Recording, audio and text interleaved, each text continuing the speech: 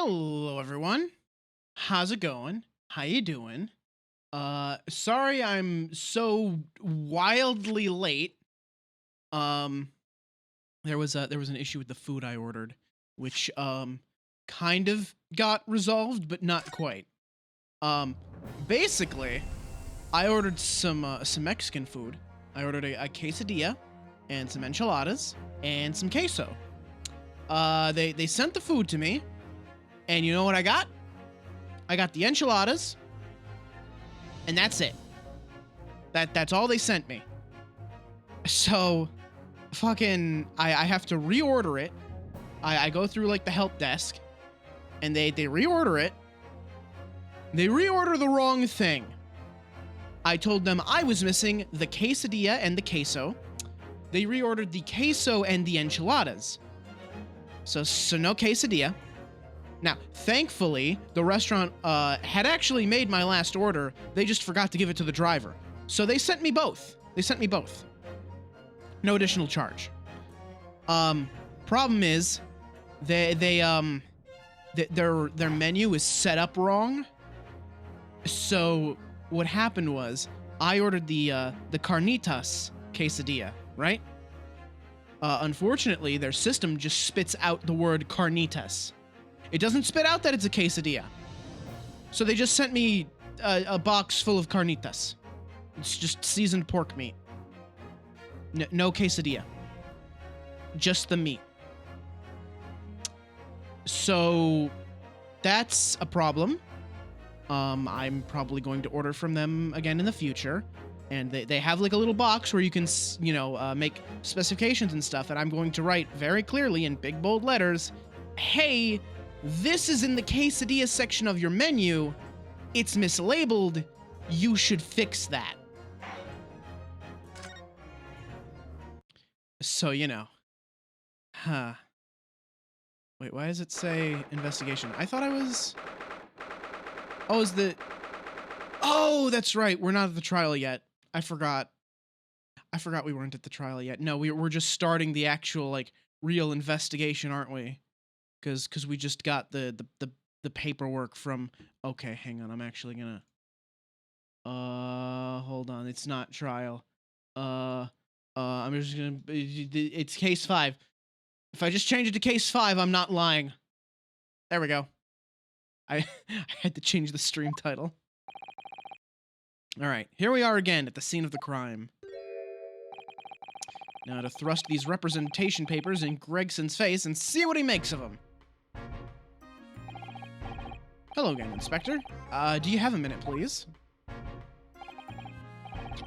What is it now? You should go home and get some rest. Here you are, Gregsy. Here are the representation papers. Your ladyship! How? I don't believe it. How the devil did you get that stubborn little ragabash to sign that? I salute you. That is good work, that is. I can see you've been very busy here as well. How about some tea? It's a special blend designed to relieve fatigue. He does like that tea. Ah, lovely. Well, let's see now. Yes, I hardly feel tired at all. I'm fit as a fiddle, your ladyship. It'd be alright if we investigated the scene of the crime, then. Do as you please. You know where it happened. Through that door behind the counter. Every time Gregson shows up, I have to struggle to remember what voice and accent I gave him.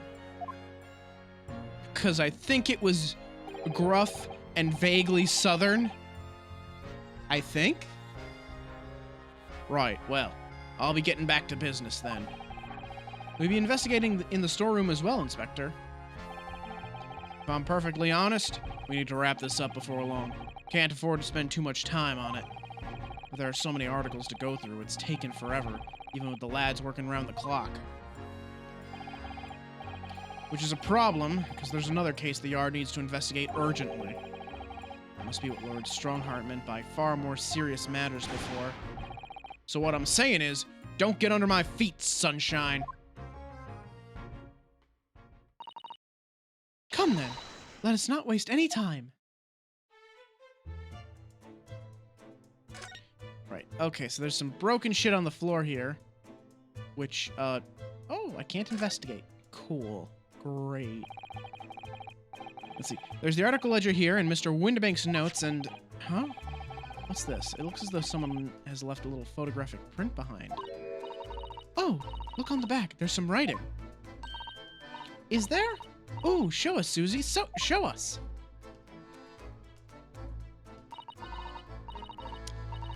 "15th February, 10:30 p.m. Article deposited, 1 gentleman's overcoat. Loan amount paid, £1. Redemption deadline, 15th April, 10:30 p.m. Gentleman's overcoat pawned for £1. Clearly, it was a very fine coat. In fact, I think...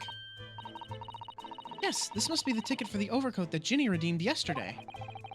And is still wearing, which belonged to McGilded. I'd never expected the redemption ticket to be handwritten on the back of a photograph, though. It seems Mr. Windibank just used whatever piece of paper he happened to have to hand. Mabel! Hello! How are you? You're just in time for photograph of a cat. Looks very familiar, doesn't it? I'm sure I've seen this exact same picture somewhere else recently. Oh, yes, you're right. Very recently. It's the same as the one Ginny gave us earlier. Of course. I was forgetting that she gave us that print. Well, what are you waiting for then, Mr. Naruhodo? Get it out! All right. Let the cogs turn.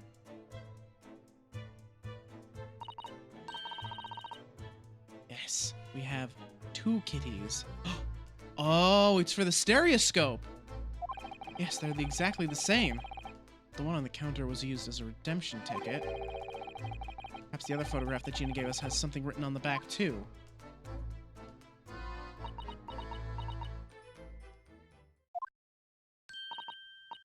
Hehe, I've got it. These 2 photographs hide an amazing secret. Yeah, you put them in the stereoscope because, like, the angles are slightly different, and you put them in the stereoscope, and then you look into the stereoscope, and you see a 3D cat. I'm doing pretty well. How are you doing, Mabel? I suppose you missed it, but I was talking a little bit earlier about how I ordered food, and they sent me less than half of my order, and then I went through support to get the rest of my order, and they sent me they sent me the half that was missing originally, plus a redo of my order, which was also wrong. I'm just gonna go back through it. I ordered enchiladas, a quesadilla, and queso dip. I got the enchiladas and nothing else. I went to support like, hey, I didn't get my quesadilla or my queso. Can I have that, please? They're like, sure, we'll do a redeliver.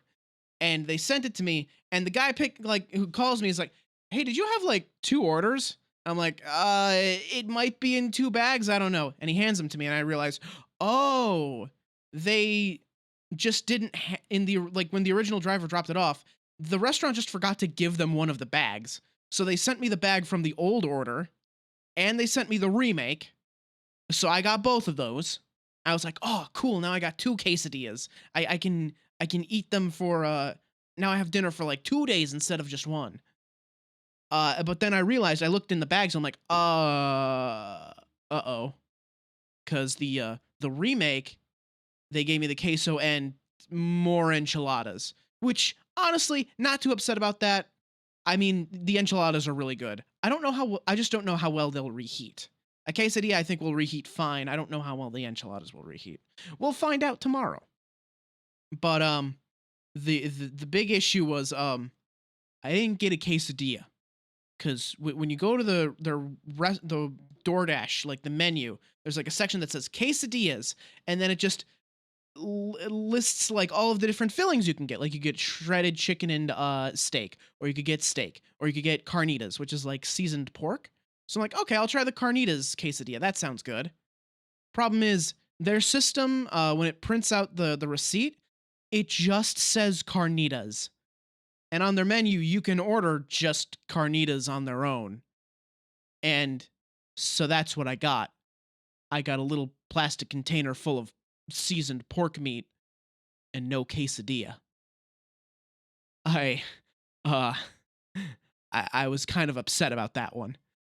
I was a little worried because it's like, oh, you get your choice of like corn or flour tortilla, and some of the options let you pick between corn and flour tortilla, but there's no checkbox. There was no checkboxes on the carnitas one, so I'm like, okay, I just give me the. I just wrote into like the little extra description like, I would like a flour tortilla. There's no checkbox on this one, and they did send me a flour tortilla, just wrapped up in aluminum foil.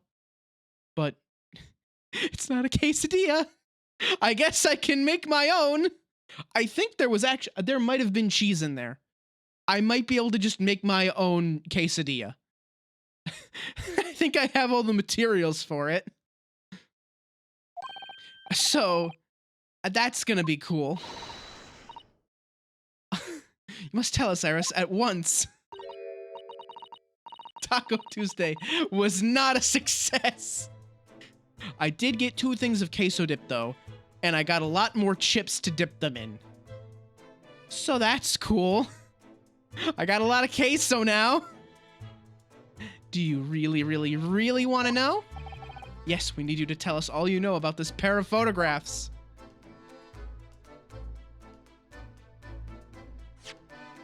Hang on. Let me examine this. Is there writing on the back of this one? Oh ho, hello.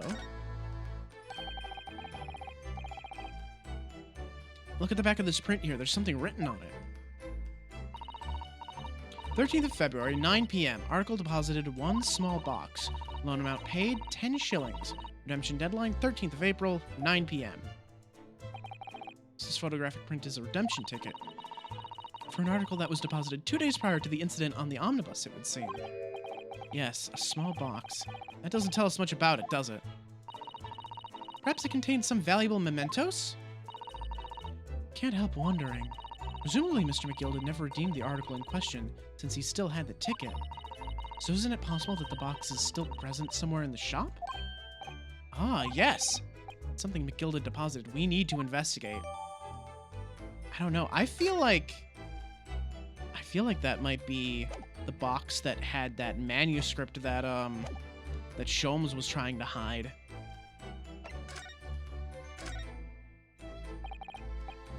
So Iris, about these 2 photographic prints, the one we found here in Mr. Windibank's counter and the one Gina's gave us before. What is the amazing secret you mentioned that's hidden between these 2 identical prints? Actually, that's not quite right. Sorry? If you look carefully, the 2 prints aren't the same. Not exactly. They're not? Have another look at them now. Can you see that they're just slightly different from each other? I think so. It's very subtle, though. But what's the reason for the subtle difference between the 2 prints? Ah, well, it's because they're a set, you see. No, I don't. This pair of photographs is meant to be used in a stereoscope. Everyone in London is raving about them at the moment. Ah, Stereoscope. Oh, yes, that's what Mr. Sholmes showed us yesterday. Yeah, this thing, right here. Ah, yes, of course.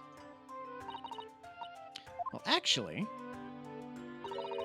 it's quite possible to see the same depth in pictures even without one of those contraptions. What? Really? Do you know how a pair of flat photographic prints can appear to have any depth in the first place? No, I have no idea.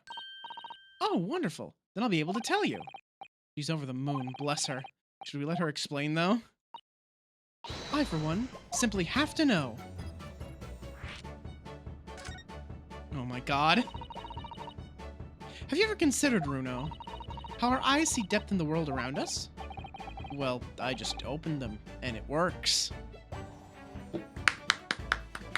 Good job. Good job, Runosuke. Good job. We're all very proud of you. Very smart. Good job.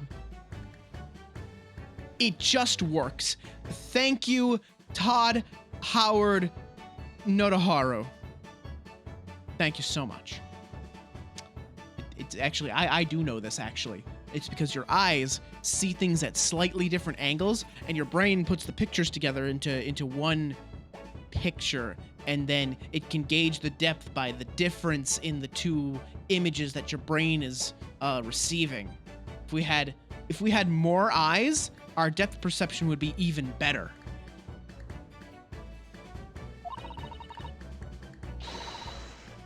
But the reason it works is because we have two eyes. Two eyes. Shocking. Try closing just one eye at a time. I think you'll see straight away. What you see with your left eye, what you see with your right eye, are ever so slightly different. You get a different view with each eye. Yes, the position of objects seems to shift slightly. Exactly. And in your head, your brain uses that shift to estimate depth as it merges the two views into one. That's how we can sense depth in everything we see. My brain really is amazing, isn't it? It does so much without telling me. Ah, I think I see. So the pair of photographs consist of a left eye view and a right eye view. Is that right? Oh, well done, Susie. You're so quick. So if you can persuade your brain to merge the two pictures together in your head, you'll be able to see depth in these prints? Yes, Runo. You're beginning to understand. A stereoscope's function is to act as your brain and allow you to do just that. Yes, but as long as you have two images, two eyes, and one brain, you can actually do it yourself without needing a stereoscope at all. You can, really. Tell me how. Let's try it. See if you can view this pair of prints without the help of a stereoscope. Oh yes, I'm dying to have a go. Suzuto-san really loves this kind of thing. You need to be able to cross your eyes. That's the main thing. Can you both do that? Cross my eyes. I think I can. Watch me. See if you can copy.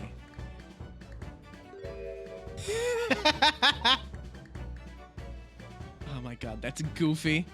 Unfortunately, VTube Studio can't do that. I can cross my eyes, but VTube Studio won't show me crossing my eyes. That is the one thing that won't make the 100K redeem exactly perfect. I can get pretty close though. All right, let me try. You ready, Mr. Naruhodo? Amazing. What an incredible game this is. The trick is to concentrate on looking at the bridge of your nose with both eyes at the same time. Not exactly an easy task when two people are staring at you cross-eyed. Alright, that's enough practice. Now let's try looking at the prints. Start by staring at one print and slowly crossing your eyes. You should see two overlapping images like this. You try it now, Runo. I'm just gonna have to give it a try, I suppose.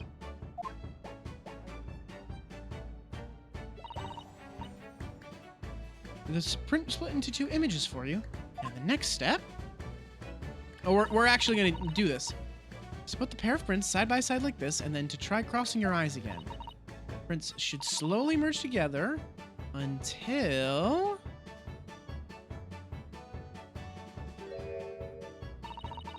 they form a new single image in the center.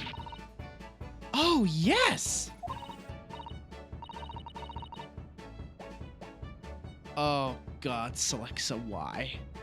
Why'd you have to say that? Don't you say that shit to me. Mr. Naruhodo, it works. I can see it in the middle now. It looks so real. Oh, I could look at it all day. I wouldn't advise that. Your eyes might start to hurt. Your turn, Runo. Are we gonna... we're gonna do this for real, are we? Okay.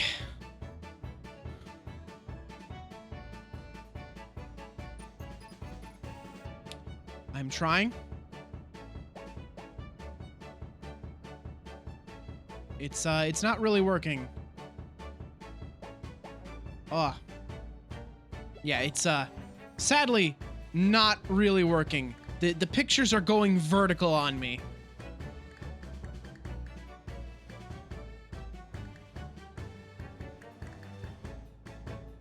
And it's like constantly shaking and blurring.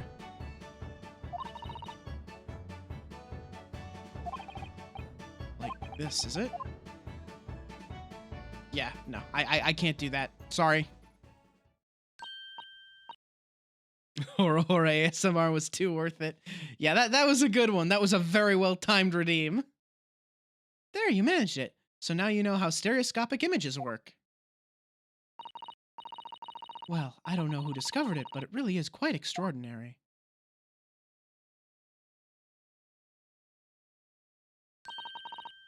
So what do you think of these stereoscopic prints then, Runo? They're certainly amazing, but it isn't easy to get the knack of viewing them properly. No, some people find it easier than others. That's why contraptions like this exist, for people who find it tricky. Oh, I recognize that. We saw one over there yesterday, didn't we? If I remember correctly, you press this little knob here, and set a pair of photographic prints in the stand in the back, and... It's still amazing, even though I know roughly how it works now.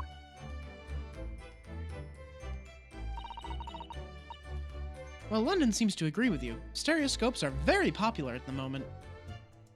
Actually, I want to see something just real quick. Are the new... Oh, good, good, good. Okay. It looks like... Wait, are all of them not here? Hold on.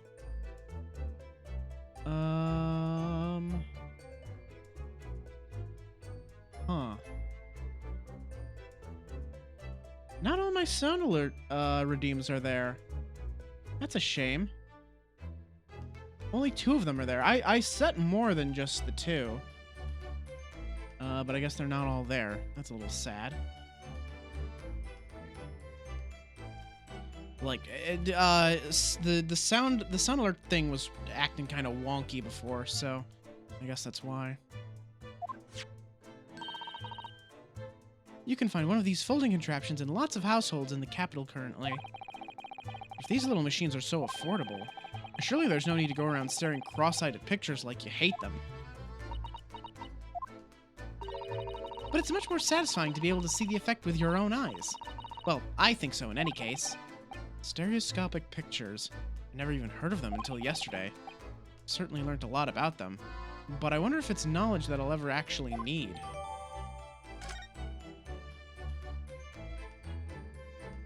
Okay. Alright, let's get back to investigating, shall we?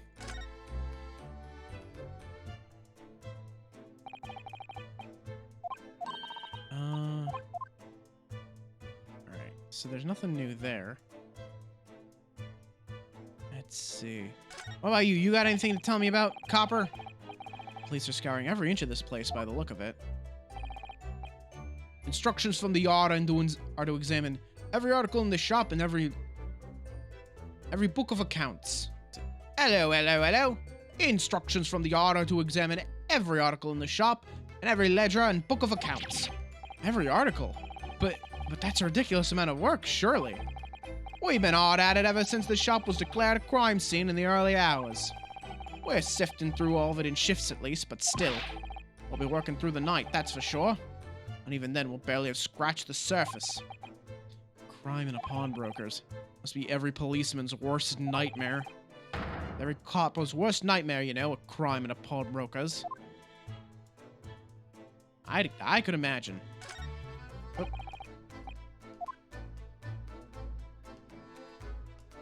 Oh yeah, the disc thing. That's a music box. Do you have them where you come from, Runo? Yes, but I've never seen one as large as this in Japan. Oh, well, this'll be a treat. Shall we have a listen?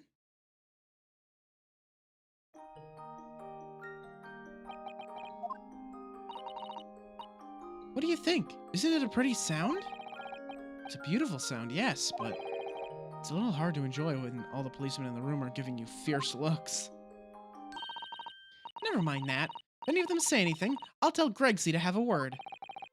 Iris Wilson, Superintendent of Scotland Yard. Let me see what else we got over here. We got some shelves. These shelves are where the pawnbroker puts articles that have been forfeited on display for customers to buy. Yes, it's really a strange miscellany, isn't it? I mean, who would buy this horse statue, for example? Well, sometimes you can find real treasures among all the junk, you know. Are you alright, Runo? Oh, it's just... well, it looks like a collection of useless junk as a whole, but when you pick out individual things, you can't help wishing you owned them. Even that horse statue. It's exactly how the pawnbroker works. They're very clever. And there was a pawn shop not too far from me that closed down. I like going to pawn shops just to, like, browse, like, all the, like, old used video games they have. So they usually have, like, a selection that you wouldn't find in most places, you know? This officer's been staring intently at the wall since before we came in here. Shh! Keep it down! Oh, sorry. There's a major clue here, just here. Really? Then we must tell Gregsy at once. But as soon as I report it, that'll be it. I'll be stuck here even longer. Stuck here? What do you mean? I've been home in 2 days already. I need another constable to relieve me and take over me shift. They really have a tough time, the British police. That doesn't stop us investigating, though, does it? No, I suppose not. Fairly sure it was the calendar he was peering at. Ah, yeah, look at that. It's covered in blood. Ah, look there. Oh, yes, a bullet hole. You can see the bullet is still lodged in the wall. Presumably, Mr. Windibank wasn't practicing with his revolver in his spare time. Ah, well... Mr. Sholmes likes to practice in his drawing room whenever he can. He's very patriotic like that. Sorry? It's all here in the Adventures of Herlock Sholmes, you know. Isn't that right, Iris? Did I write something like that? Partly in jest, perhaps. In jest? Well, he doesn't do it often. It is quite a dangerous pastime. He doesn't do it often. He shouldn't even do it once. Forget that for now, Runo. Let's examine this bullet. What's that around the bullet hole? Is it blood? Suspicious red stain on the calendar. Aha! I may well be able to help with that. What? There's nothing like the sight of blood to get the blood pumping, is there, Runo? I have a feeling I'm not as bloody-minded as you, Iris. I'm afraid the sight of blood makes my blood run cold. There you have it, you see? When it comes to blood, we're all different types. Yes, what a scientific observation. So you need this. Oh no, what is that scary-looking thing? Riley and I haven't actually come up with a name for it yet. But as soon as you see it in action, you'll understand what it does. Watch.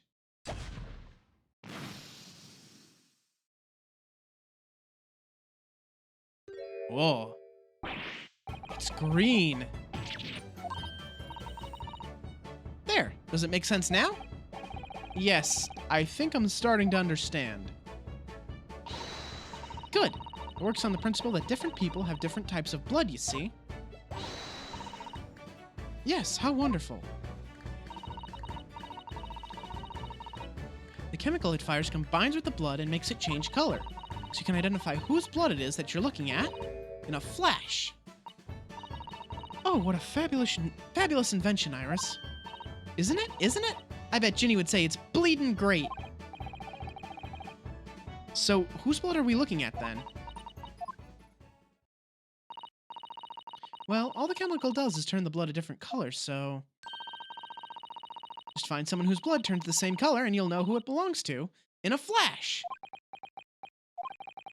It's more like 2 flashes, really, isn't it? 1 flash or 2, this could well turn out to be a very valuable clue. So we must make a note of it in the court record. All right. Let's keep testing and adding the results of any other blood analysis to the portfolio. As long as I have reagent left, sure. So it's either Sholmes's blood, or it could be the, could be Mr. Windibank's blood. Let me see here. Anything else that looks important? Suppose not. Let's go to the back room. Behind that door is the storeroom, isn't it? That's what Gregsy said. There's a photo of a dog. Yes, and that's where I saw that dreadful scene last night. Through the little window in the door.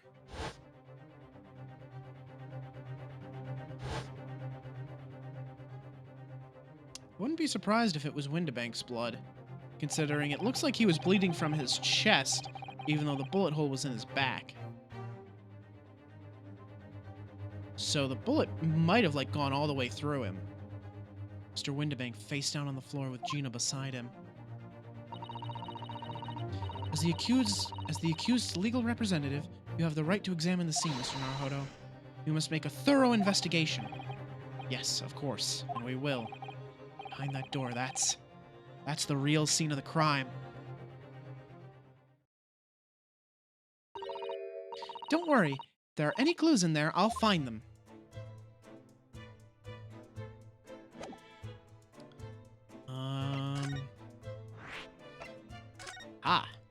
There we go.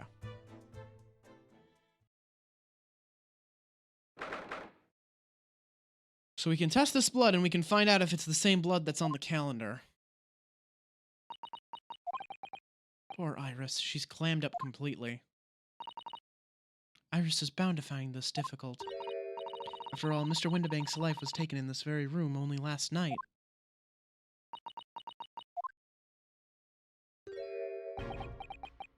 Oh, Gregson. Ah! Wait, Inspector!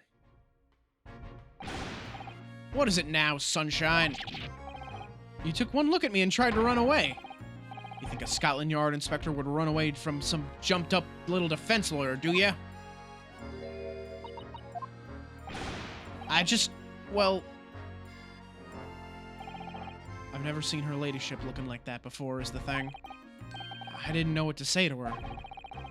So you weren't running away from me, you were running away from a 10-year-old! I'm afraid this is all a little much for young Iris. Some gentle reassurance might go a long way, perhaps, Inspector. Eh!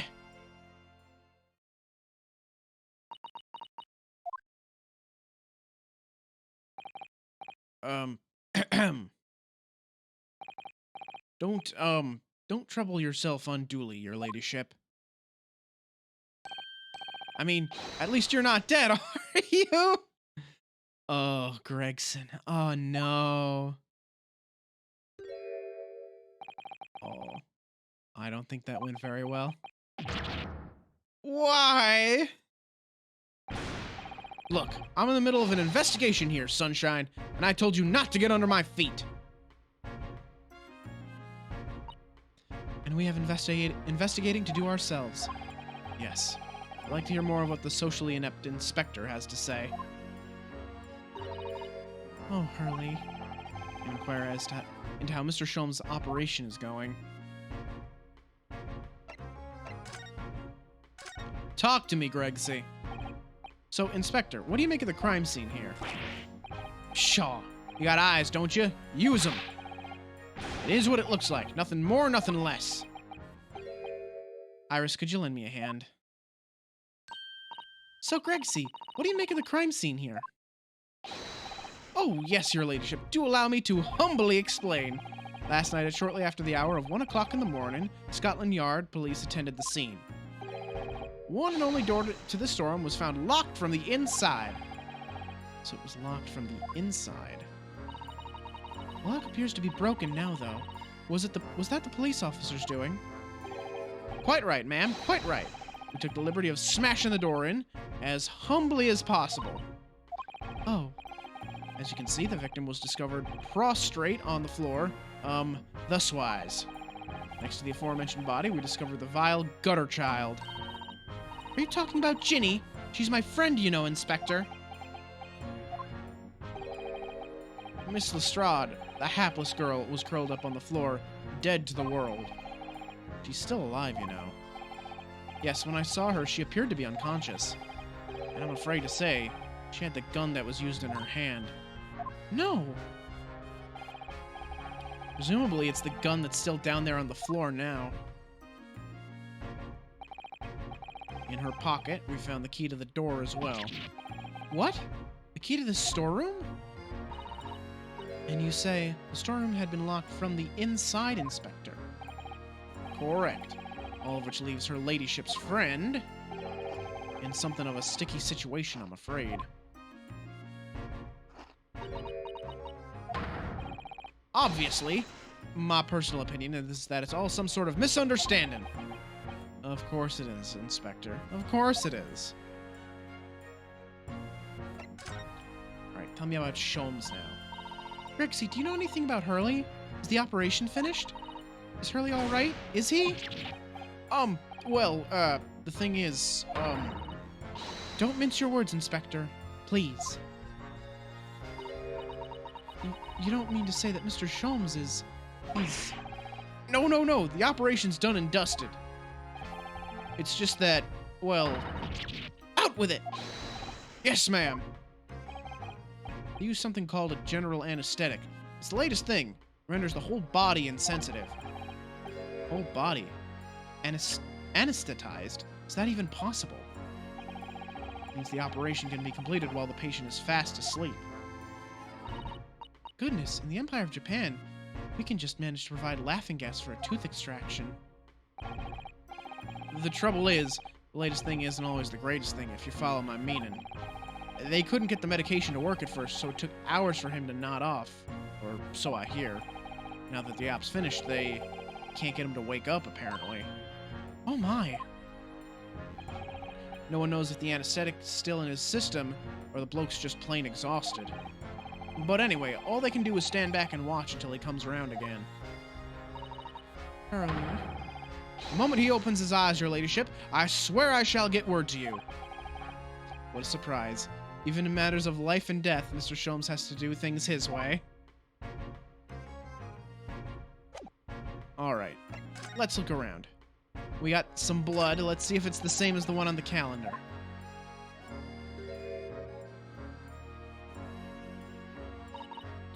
Poor Mr. Windibank. He was a nice old man. Well, he was shot just once through the heart. Most likely, the fellow died instantly. He wouldn't have felt a thing.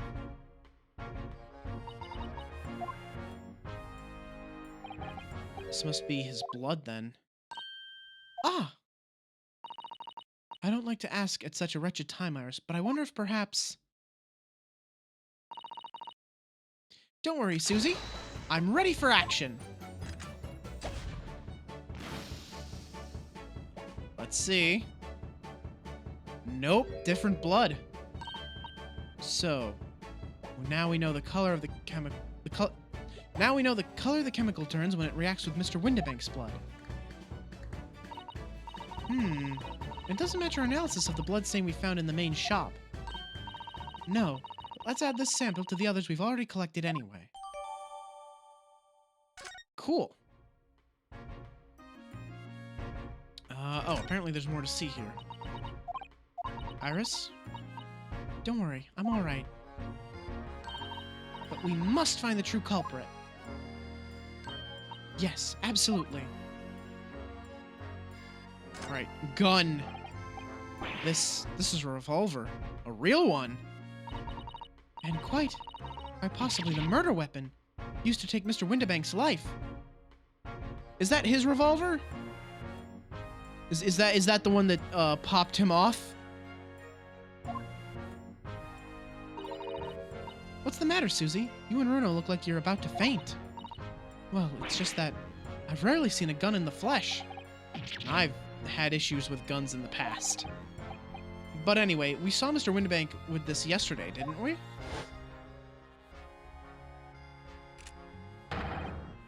Oh, yep, that is the same gun. Must be the same gun. Last night, when I looked through the spy hole in the door to the storeroom here,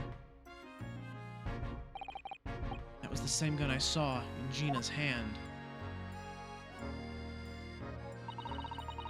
Mr. Windibank told us that he only ever had a single bullet loaded in his revolver, didn't he?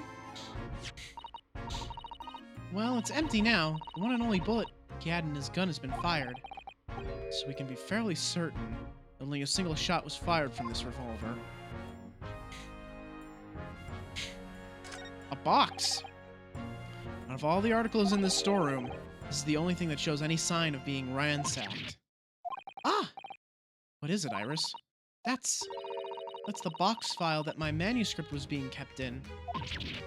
Oh. Iris's unpublished story. The Hound of the Baskervilles. Surely that's not what all this...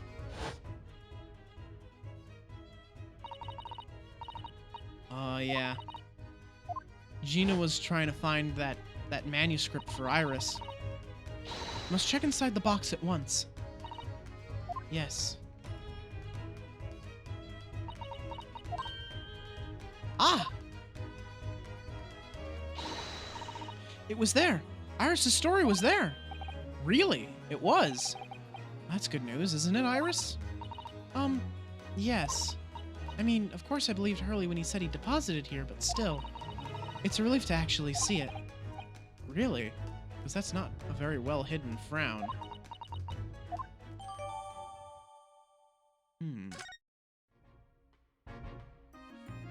Let's see, can I investigate that? Can I get a closer look at it? Oh, wow, this is a thick bitch.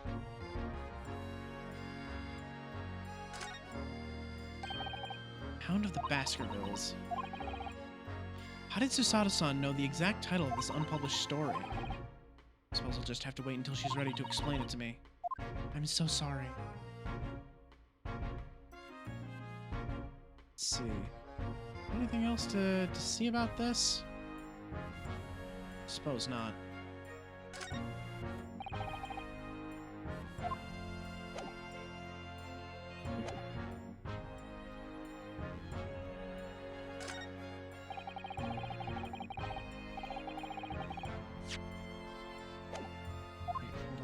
Turn off the autoplay. Can't believe how many there are.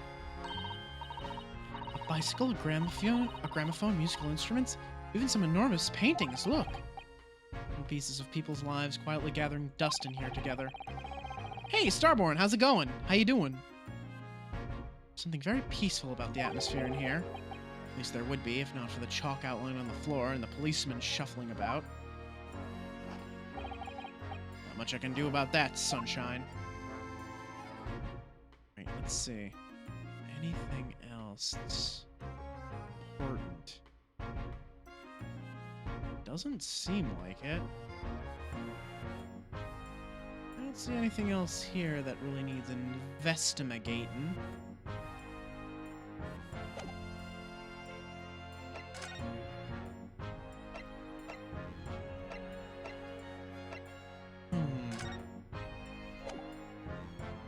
Don't suppose you'd know anything about this, Inspector?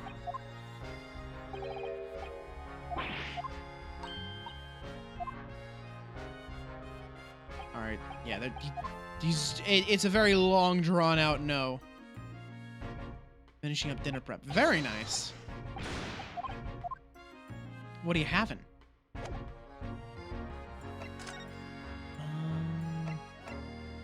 Guess I should go out to Baker Street, right? Maybe something here. There's still a Scotland Yard carriage outside Windibank's. I never imagined we'd be investigating a case so close to home. Poor Iris. She's very upset by all this. I'm sorry. I was there. Should have done more. None of this is your fault, Runo, so please don't apologize. But it's the criminals who are to blame for this. So let's investigate and work out how to catch them. Yes, you're right. Oh. Skip through all this. Mexican rice and also egg. Aha! Someone else celebrating Taco Tuesday. Oh, you need to go to the store. Oh no, are you missing something?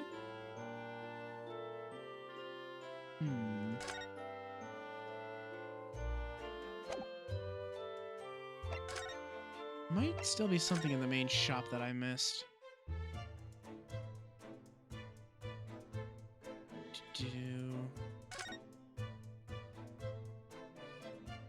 There's probably something in here that I didn't see or just missed. I didn't think this was going to be important, but maybe it is. This is that strange contraption that lets you see pictures of things as if they're right in front of your eyes. Makes you think. Mr. Sholmes gleefully showed it to us yesterday. We were blissfully unaware that any of this was about to happen.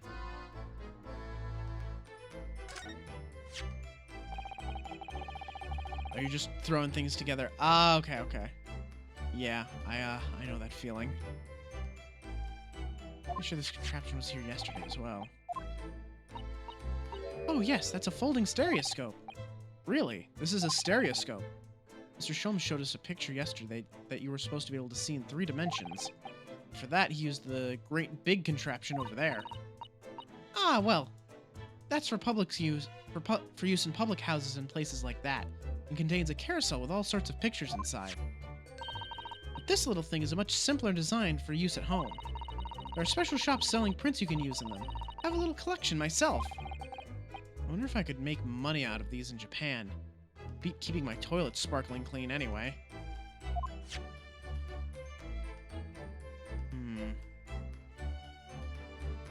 Is that it then? What am I missing? I feel like there's got to be something that I'm not seeing that I should be seeing. Go back to the storeroom.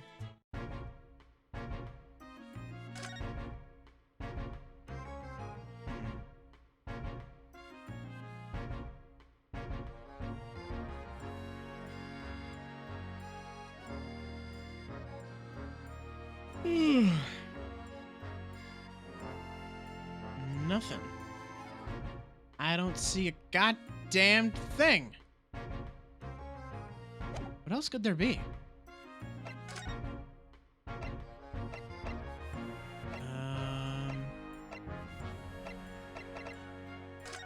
Check Sholmes' suite, maybe. Let me see. What do we got around here? Oh yeah, I never really looked very closely at all the stuff that Iris has. Come to think of it, I haven't seen you doing much writing recently, Iris.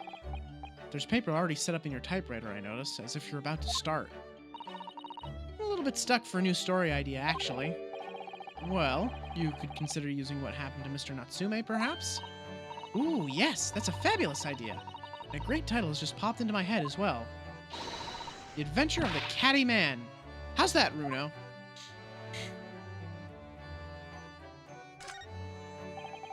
This is where you note down ideas, isn't it, Iris? Let's see, what does it say today? Ah, the Boscom Valley Mystery. We visited Boscom Valley recently for a picnic, you see, but I forgot to bring the tea. So when Hurley became thirsty, he decided to drink from Boscom Pool. He gave himself an awful tummy ache. Oh dear. Hurley sat there miserable as can be in that field of flowers after that, just like when you saw him yesterday. That really is an unsavory tale. Let's see. Where should I go? Go back to the hospital, maybe. No, there's nothing here. I don't think there's gonna be anything here.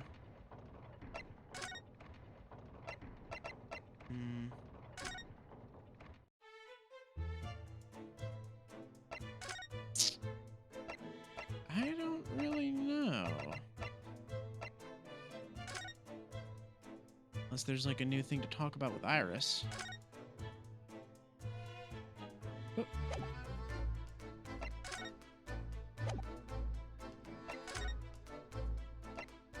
Present this, maybe? I don't know.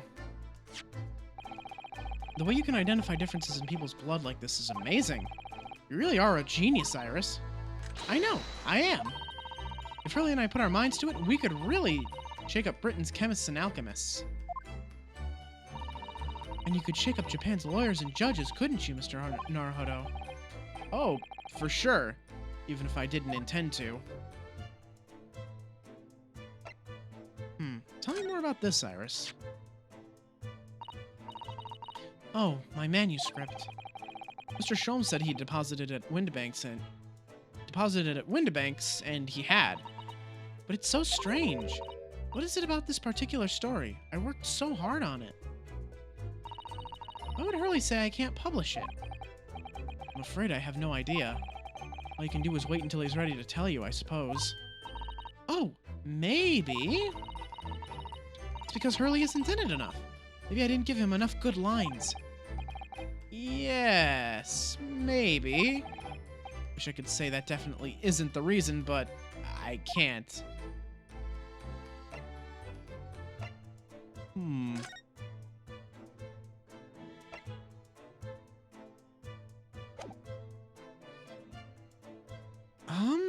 I don't know. I feel like I've investigated everything. I'm not sure what else to do. Not sure what else there is to find, I suppose.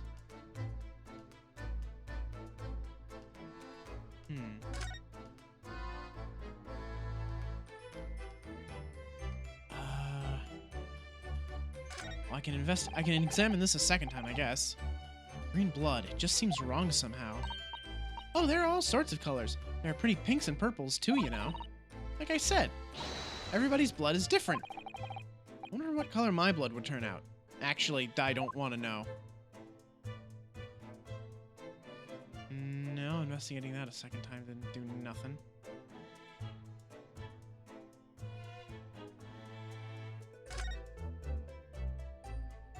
I really don't know. I don't know what it wants from me. Go back to the storeroom again.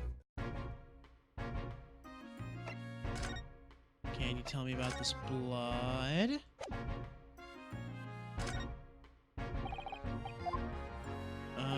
Looks like no.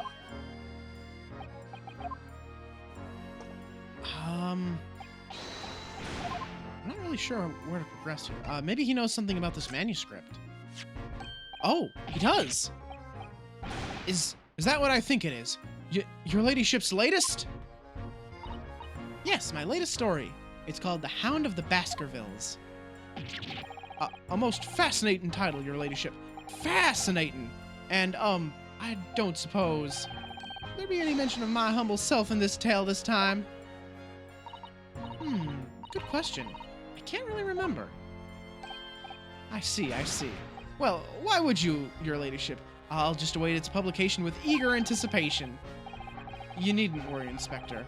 I'm sure if you do appear, you won't be doing anything particularly remarkable. You looking to be arrested, Sunshine?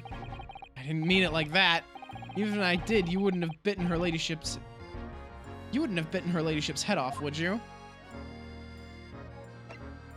So he doesn't know anything about that. What about this? What do you think about this here? What have we here then? A redemption ticket for an article deposited here, is it? Looks like someone ran out of office stationery and wrote the ticket on whatever paper was to hand. Yes, this is the ticket from McGilded's overcoat.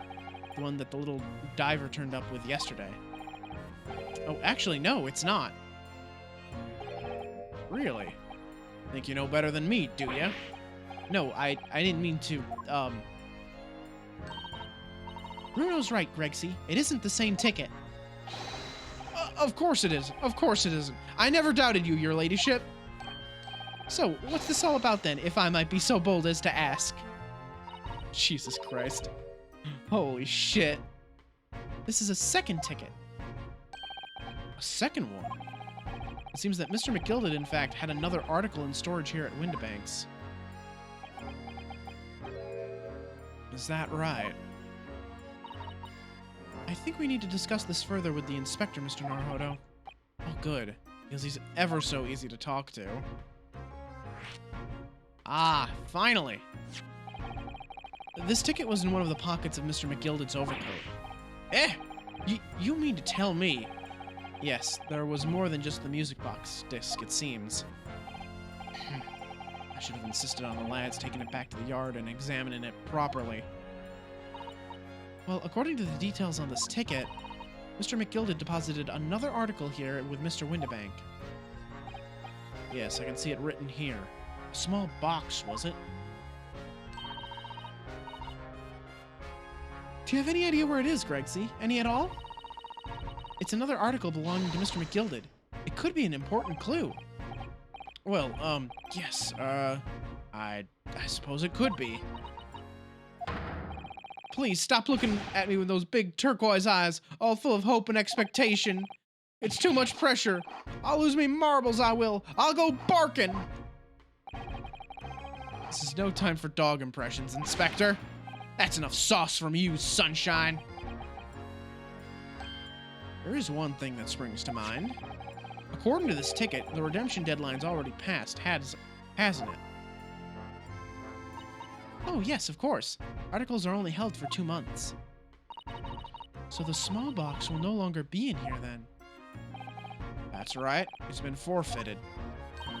Which means it could be on the shelves in the front of the shop, where the forfeited items are offered for sale. Yes, the shelves in the front. We must search them at once. You're wasting your time. Oh, there are dozens of little boxes out there. Hundreds, even. We can't possibly know which one might have been McGilded's. That information's not written in the ledger. Well, I think we should at least have a look, just in case. Of course, your ladyship, of course. Very sensible of you, I'm sure. This is getting old. Alright, so now we have something to go on. We can look for that box that maybe belonged to McGilded. Supposedly.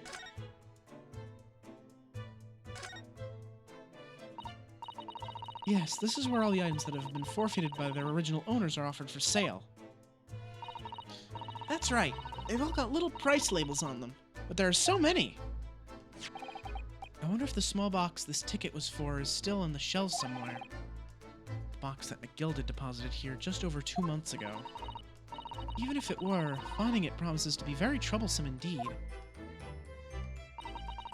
There are just so many boxes. It could be any one of them. Mr. Sholmes said that a pawnbroker's was the safest place to store anything, more secure than a bank's vault. So perhaps this small box of Mr. McGilded's contained something of great value. Well, if that's the case, he'd probably have kept it locked. So then we need to find every box with a lock and break them all open. Hi-ya! Oh dear. That sort of misconduct would get you arrested. I won't let that happen. Ah, this takes me back. It's been some time since Asada-san last threw me. I can't believe Naruhodo is getting nostalgic for being yeeted. Let's see. So what am I supposed to do then? There's some little boxes over here and over there. There. There's a big box there. Am I supposed to, like, do something? Talk to someone about this or what?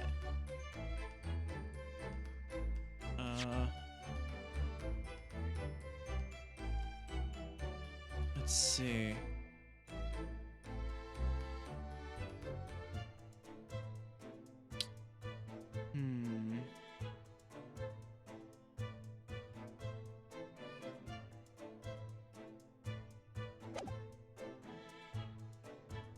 Yeah, I'm not sure what it wants me to do.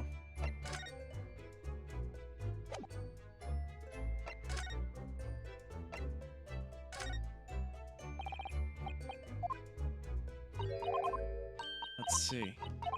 Well, Iris doesn't have anything to say about that.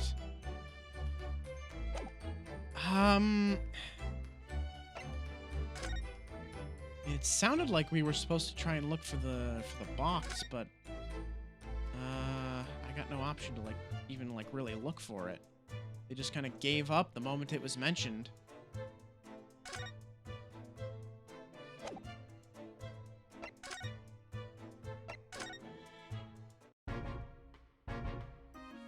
Maybe there's something else the inspector knows.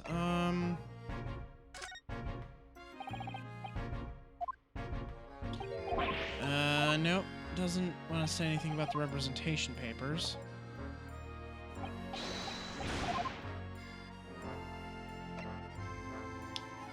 I can present this maybe?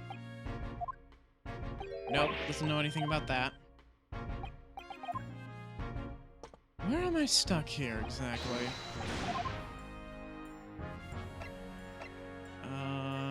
So he's responded to all the evidence I have on hand. Looks like there isn't anything else to look at in here.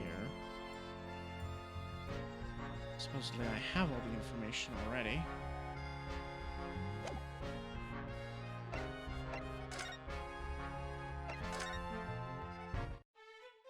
Time for that old Ace Attorney fallback of just present everything.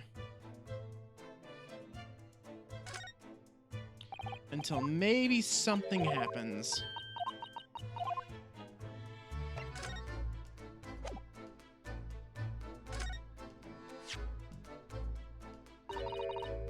Poor Ginny, this is all my fault, really. But she'll be alright, won't she? In court tomorrow, I mean. I'll defend her with everything I've got. So she'll be alright, won't she? Am I that bad at instilling confidence?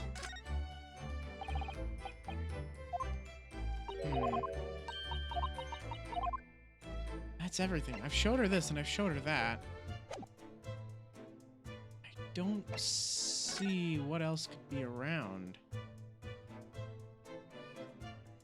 I got check marks on everything else. Shown the inspector everything. I've showed Iris everything. Oh, Jesus, why am I so sleepy, man? Oh, I know why. It's because I don't sleep enough. Haha. That's why. That makes sense. Huh. Maybe I gotta go somewhere else. There might be some clues like out on Baker Street. Who knows?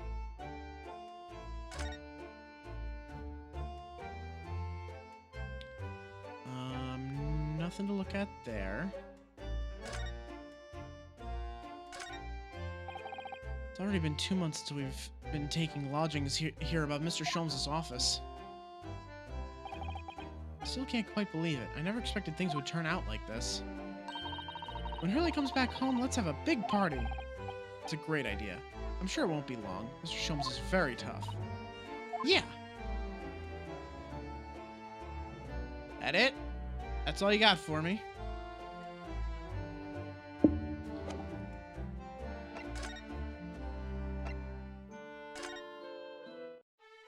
Anything in here?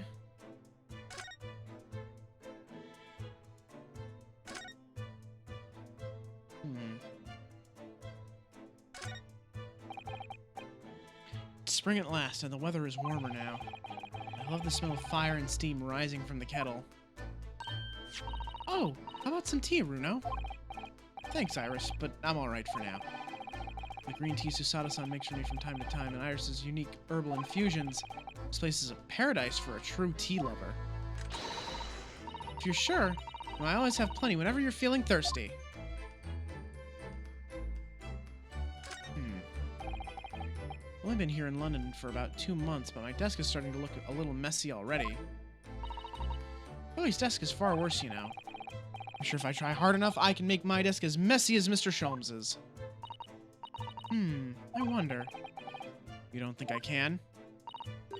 Well, Well, it takes a certain genius to reach that kind of level of disorder, you know?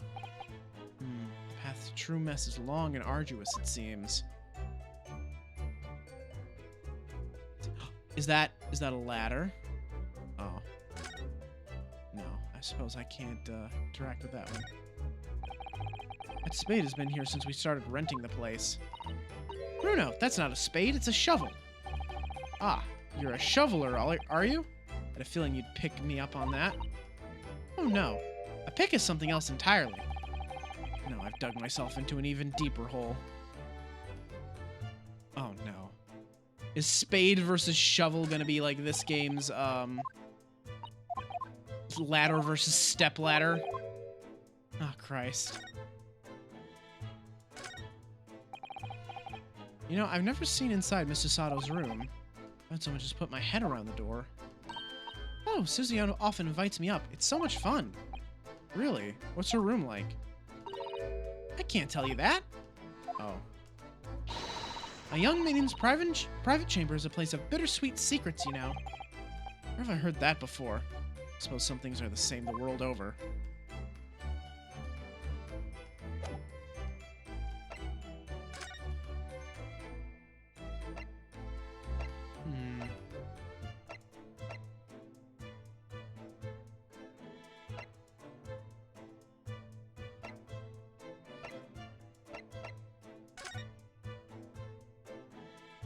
I don't know. Does Iris have anything new to say? No, I've presented her, like, all the evidence. I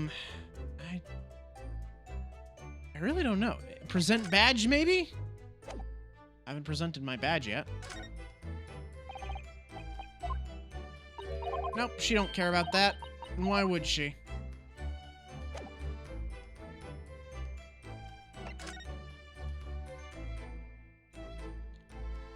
There really isn't anything else here, right?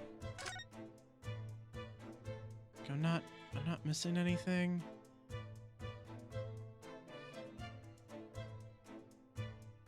Oh God, what is it?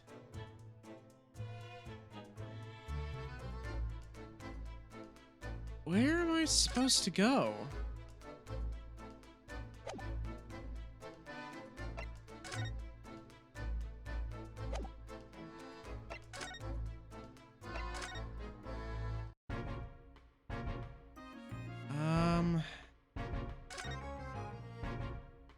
Unless there's something new to find here, but I doubt it.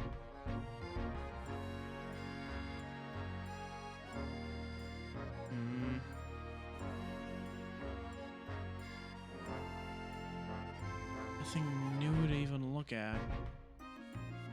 Can't take those keys.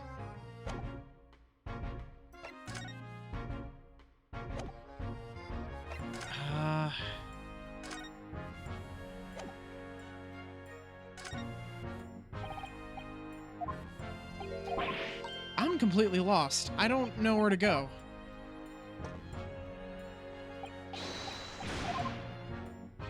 Doesn't help that I'm so tired, I guess, but still.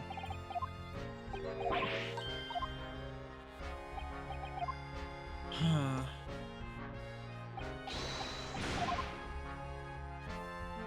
If I...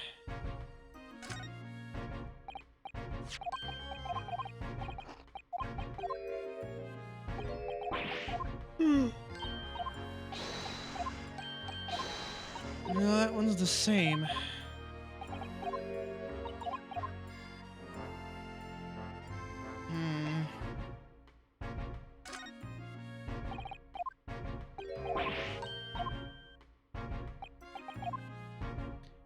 I really don't know.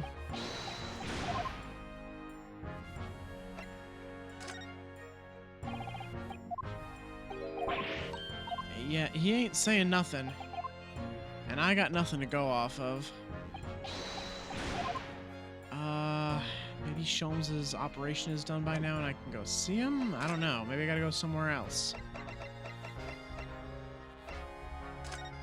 I could go back to see Gina, maybe.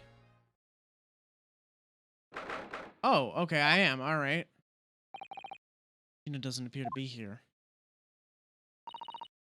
I believe she must be in questioning at the moment. Oh, but wait a minute. What is it, Iris? Well, if you examine the scene here carefully, there's another possibility, isn't there? Ginny could have slipped the key from the jailer when he wasn't looking and escaped. Oh my. Why would she do something like that? It would only make her situation worse. Calm down, Runo. I was only joking, of course. Oh. Oh, you had me worried there. I thought it was a great deduction. Yes, it must be your way with words, Iris. You're so wonderfully persuasive. Perhaps you don't fully understand the weight your words carry.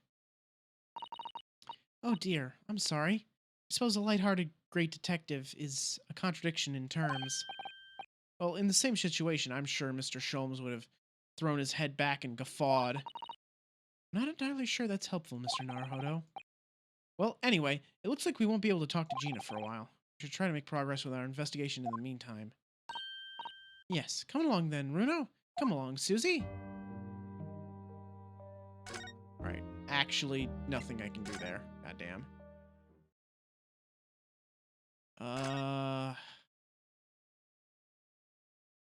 really much here I can do either. God damn it. This must be Mr. Sholmes' bed. Poor Hurley. I know. Looks stiff as a board, doesn't it? I often find him asleep face down on the floor, completely dead to the world. I think I'd call the police if I discovered someone like that. I've never fallen asleep, like, just straight up sprawled out on the floor, I don't think. Not in any recent times, anyway.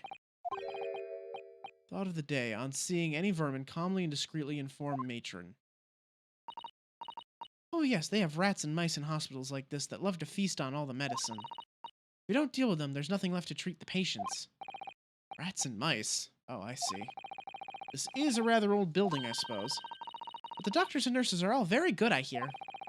Certainly hope so, for Mr. Sholmes' sake.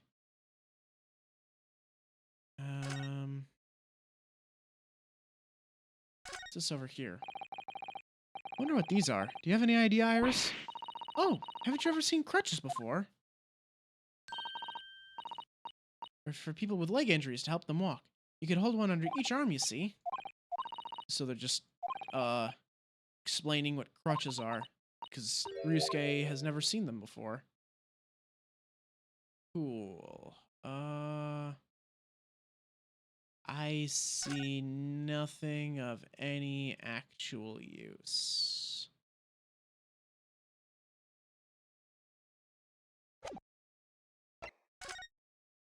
Oh.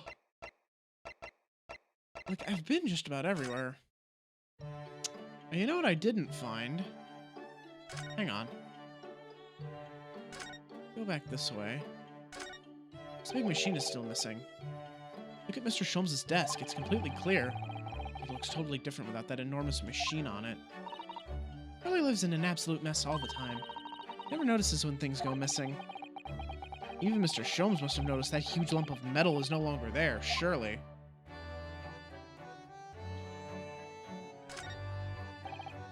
Now, this really is Mr. Sholmes' faithful performing partner, then.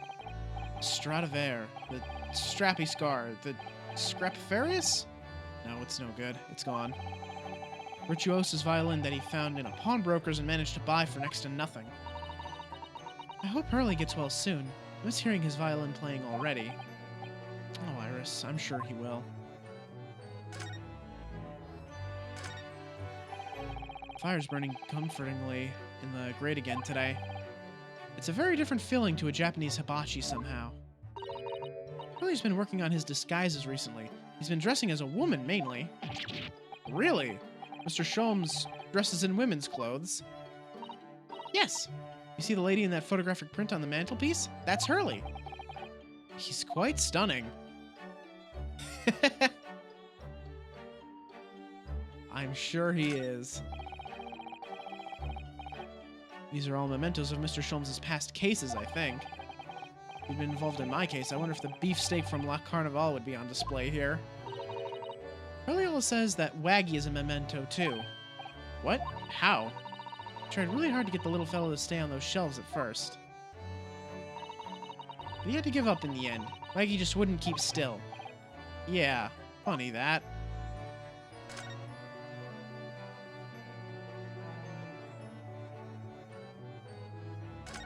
Huh. It's a charming little white shelf, and full of charming little bottles, too. Contents of them aren't quite so charming, it seems. I'm so close now. I've nearly developed a rainbow smoke grenade, you know? So you're still working on those colorful but funny explosives, are you? Ah yes, the funny ha-ha gas. I tell you what, when I've perfected it, I'll fire the first shot at you, Runo. What an honor. I'm at a complete loss here, man.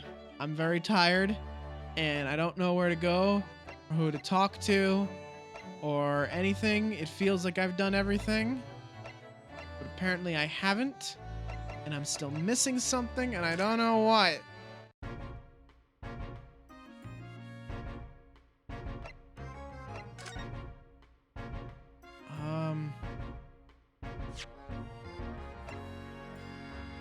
Hang on, let me examine this one. Oh, maybe it's because I haven't, like, examined this one properly yet. Even though they did it in a cutscene. Oh, no. Oh, hang on. There's blood on it. That's why. That's the thing I'm missing. Mr. Naruhodo, I don't know if you've noticed, but there's something rather troubling here. I have noticed. Red smear, you mean? Yes, it looks like blood, doesn't it? I wonder if Susato-san had picked up on that. In that case, yes, we need Iris. We should show this to her before we forget. Ah, that's what I was missing. Okay. Alright, that should be the last thing, then. At least for now. This should unlock the next area I need to go to. Hopefully. Alright. Oop, wait, wrong button. I gotta hit present. Yep. Oh, that looks like blood! I'd say it's from a gloved finger. Almost certainly a glove made of leather. Well, don't worry, Runo. You can leave the rest to me. Let's see. Oh, that's an entirely new blood altogether. Yes, that's a color we haven't seen before, is it? We simply must edit the portfolio of blood samples. It could be an important clue. Although, it'd be nice to find out whose blood these different colors correspond to at some point. Well, this particular stain of blood... Oh, you've had an idea, haven't you? Do you know whose blood this is? Sure. Yes, I have an idea whose blood it is. Not from the color it turned, but with a little deduction. That's right, I think it's clear. Iris, you know as well? You first, Runo. Who do you think it belongs to?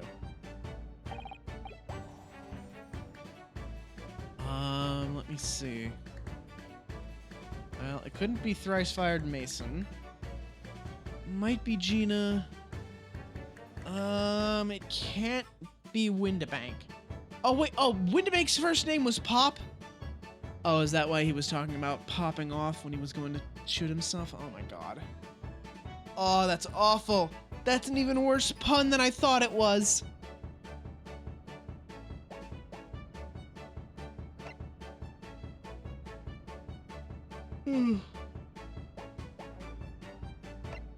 It's either McGilded or Lestrade.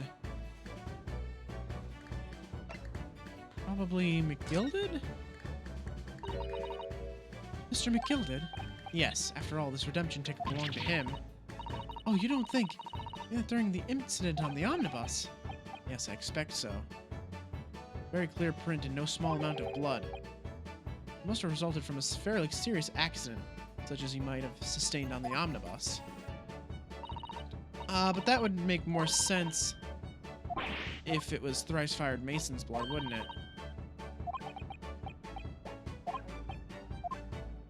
Yeah, okay, so this would be... That would be Thrice-Fired Mason's blood, then. Thrice-Fired Mason? You don't sound very sure of yourself the way you trailed off there. Well, it was 2 months ago now, in that case. Of course, I'd never met the victim, so I'm struggling to remember his name. He's definitely thrice fired, though. The victim of the Omnibus case? Yes, his name was indeed Mr. Thrice-Fired Mason. That would mean that this bloodstain was left on the ticket 2 months ago. Yes, I think it was. Gina brought this ticket here to Windibanks yesterday. I'm suggesting that the bloodstain was already on it at that time. So it's a smear of blood from the time that Mr. Mason was killed 2 months ago. Something else is coming back to me now. Mr. McGilded was also wearing leather gloves that night. Yeah, if that's a smear from a leather glove, that would make sense. No, I ask you. Yeah, and there's blood on his gloves. It certainly does look like a leather-gloved thumbprint, this mark. But we know Mr. McGilded had no injuries at the time, anywhere on his body, from which we can conclude that any blood on the glove belonged to the victim, Mr. Mason. Mr. Naruhodo, you sound just like Mr. Sholmes. Minus the quirky slip-ups, I hope. Yes, I think you're right, Runo. Very well. Let's make a note of this. Alright, perfect.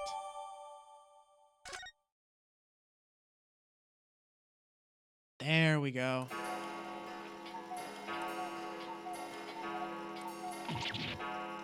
Ugh! I nearly jumped out of my skin there. How can Mr. Windibanks set such a wicked trap? I doubt he set out to scare anyone. Is that really the time? I think perhaps we should pay Gina another visit soon. Oh? Her trial is tomorrow.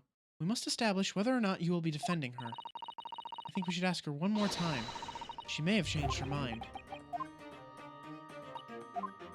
Don't you remember, Runo? You told her she could rip up the representation papers if she didn't want you to be her lawyer. Really? Did I say that? Yes, you did. The deadline for submitting the paperwork is fast approaching. In that case, we'd better hurry back to the prison and talk to Gina again.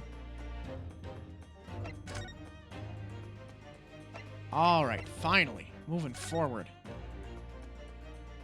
So, I mean, the two people that broke in have to be the murderers, right? We just haven't met them yet. But I suppose we will at the trial. They're going to be called as witnesses. Ah, Gina, good. You're back. Ugh.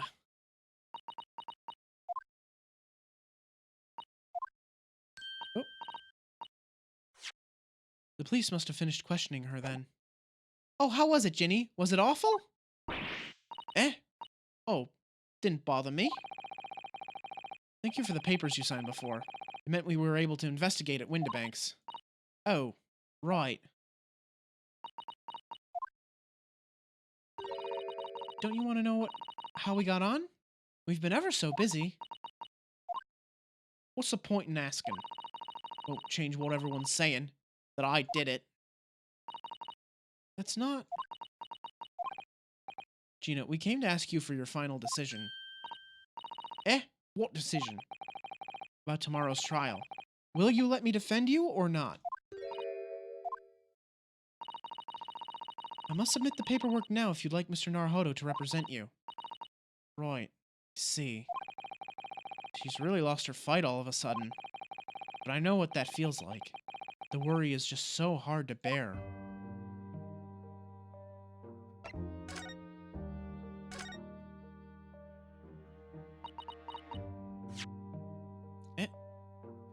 Stop that.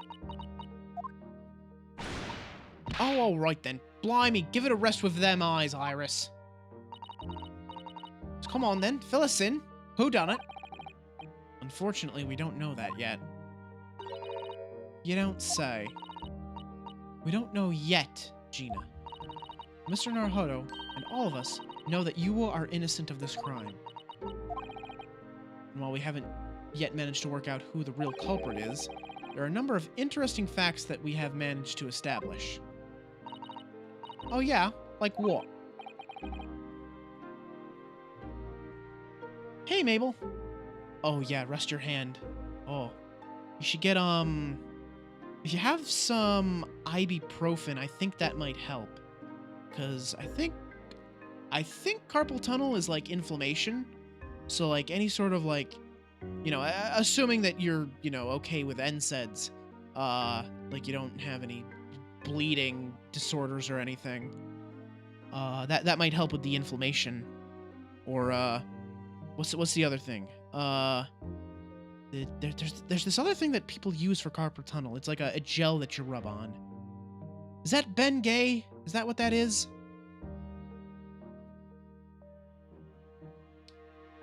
Okay, good. Well, for example, reason for you being there in the first place. I think I know why you broke into Windibanks that night. I think I'm going to have to take some evidence that clearly reveals the reason and thrust it in Gina's face. Mabel. I mean, haven't we all? Just a little bit now and then.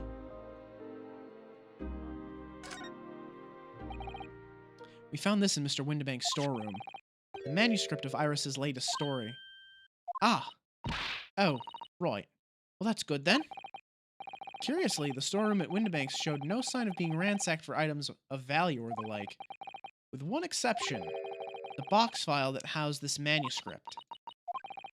It was you, wasn't it, Gina, who broke open the box containing this manuscript last night? You were determined to find out whether or not the Hound of the Baskervilles was really there. That's the real reason you broke into the storeroom last night, isn't it? Ugh! Why don't you tell us what happened? Please.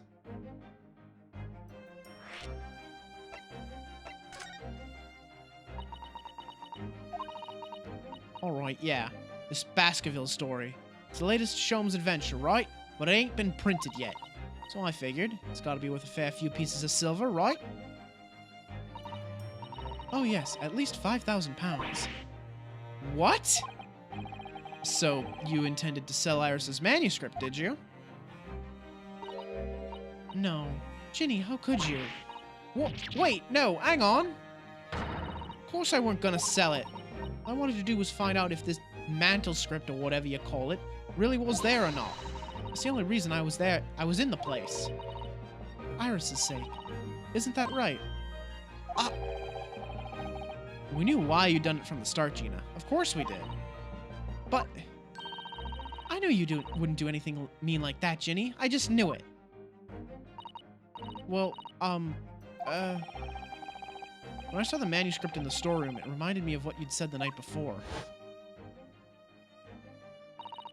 Grown-ups do a lot worse than that, believe me. Bare-faced liars, the lot of them.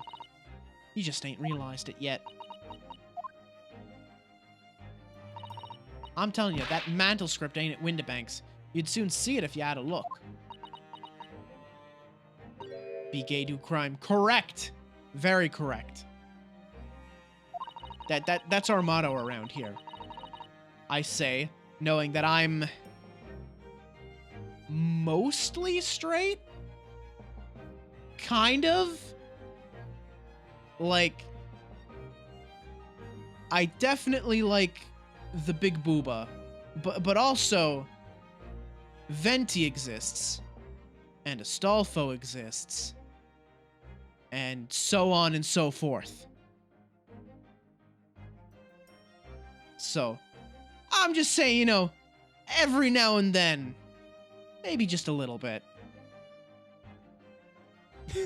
I have wondered if Hurley's telling me the truth sometimes. I mean that I sometimes wonder if he might have hidden my manuscript somewhere. Somewhere I don't know. Yeah, see, Mabel gets it. Exactly. Even though it's wrong of me to doubt him. Oh, Ginny, that was so sweet of you. All right. I'll tell you why I did it. Just stop looking at me like that, Iris.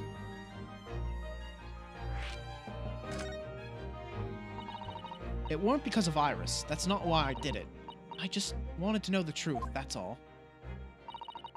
You wanted to know if Mr. Sholmes was being honest. If he'd really deposited the manuscript at Windibanks.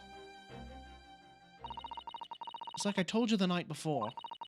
I never had a father. Iris's lot ain't like mine. She's got her dad, only she can't see him. I reckon that's gotta be harder. That's why she writes her stories. They're about her dad, really. That's what it sounded like to me, anyway. Last night when I was listening to what you were saying. Stories about Daddy? You mean they're not the adventures of a great detective, so much as the adventures of a great detective and his trusty partner? Well, that's how I see it, yeah. You're so thoughtful and so kind, Ginny. Yes, and we never thought any differently, did we? Look, give it a rest, will ya? I ate all this chummy nonsense, dear. I ate it. I don't trust no one, right? That's how I work. Because if you don't trust no one can let you down. So leave me alone. Go on, Scarper. I hadn't noticed until now, but it's unmistakable. Right there on both sleeves of that overcoat are some very suspicious red stains. What? Why are you looking at me like that? Starborn, you get it. Yes. Exactly. Every gender can have big thigh and fat ass. All right, now, you keep this on the down low. All right, you keep this real quiet, but just this once. Shh, don't you tell no one. Wait, I gotta. Wait, hang on, I gotta. Look, I'm not. Let me do this so it doesn't look like I'm zooming in on anything else.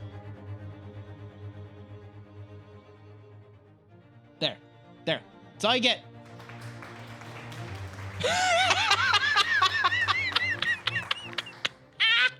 Thank you very much. All right, I gotta go back to the place that I was in. I gotta stand in the place where I am. I was like this. I put this like there.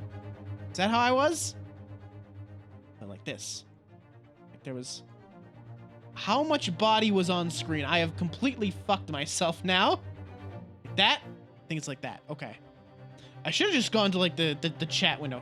This is how I can tell. Oh, hang on. Gotta move over a little bit. There we go. There we go.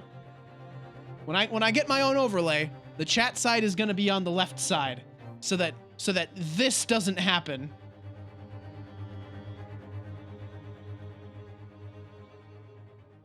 All right. So now I gotta move this window to position properly. Myself down so my crown's not getting cut off. Bam! Perfect. All right, we're good. Oh, wait, hang on. All right, we're good? We're good. All right, everything's good.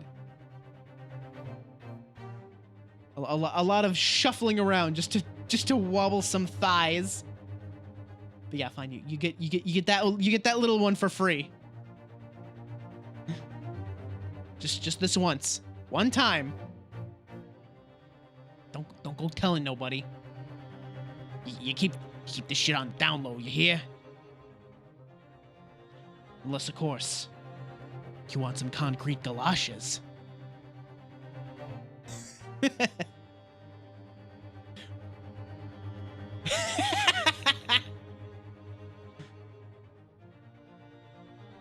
need to tune the thigh physics. Oh god, yeah, you do. Like, your model looks really cool. I'm very excited to see the whole boy in motion, Starborn. I'm very excited. I'm also excited when you finally give that boy a name. What? Why are you looking at me like that? I think it might be worth presenting some of our other findings in that area to Gina now.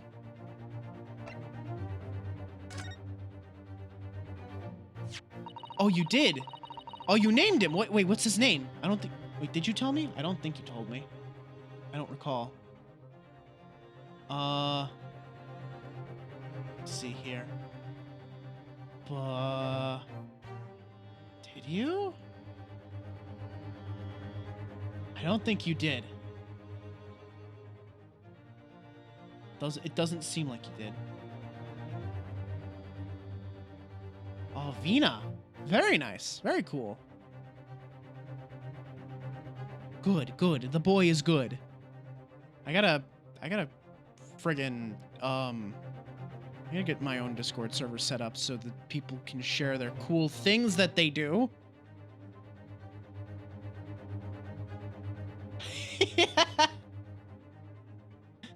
Jesus Christ, Mabel.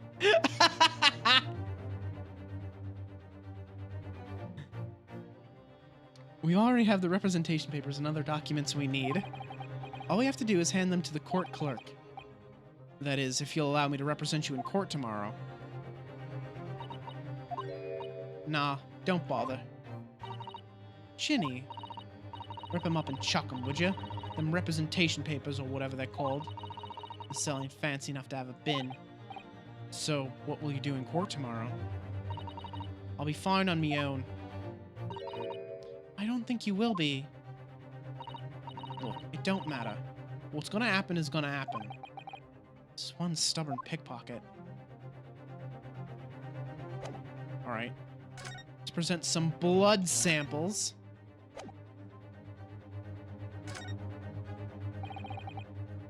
Those stains on the sleeves of your new coat, Gina. They're blood, aren't they? What?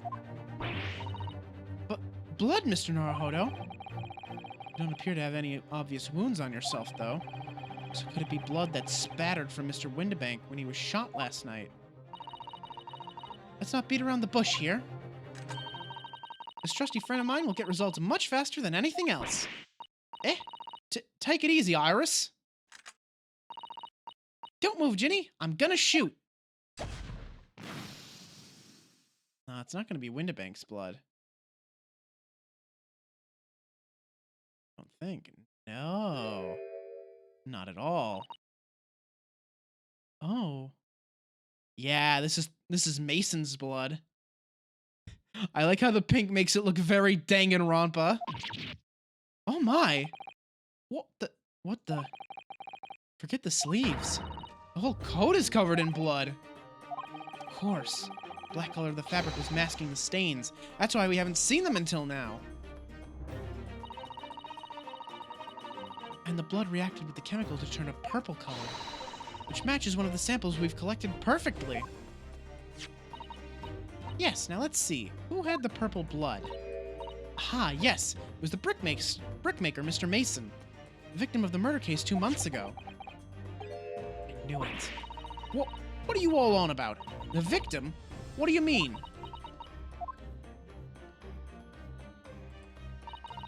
It's a rather uncomfortable situation, Mr. Naruhodo, but I think this makes things quite clear. It means that the Omnibus case is finally solved. The truth about who really murdered the brickmaker, Mr. Mason, is revealed. Oi, would someone explain what's going on? Stop telling half a story!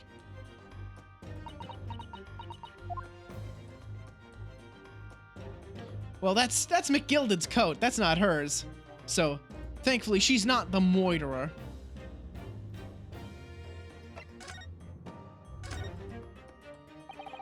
We can see now the victim's blood all over Mr. McGilded's overcoat. But in the trial 2 months ago, the defendant said this in his testimony. Now I ask yous, what good-hearted soul wouldn't rush to help a fella bleeding from his stomach? I wasn't about to start worrying about me gloves now, was I? I reached out to give the man a hand. But if you look at this overcoat now, it's clear. These stains couldn't have arisen from McGilded trying to pull the victim to his feet. No, that was what had really happened. The blood wouldn't have splashed all over the front of the coat. The only explanation for this pattern of blood is that it splattered over Mr. McGilded's coat when he stabbed the victim in the stomach. I tried to run from the truth for long enough, but there's no escaping it now. The true culprit in that case, Mr. Mason's killer, was Magnus McGilded.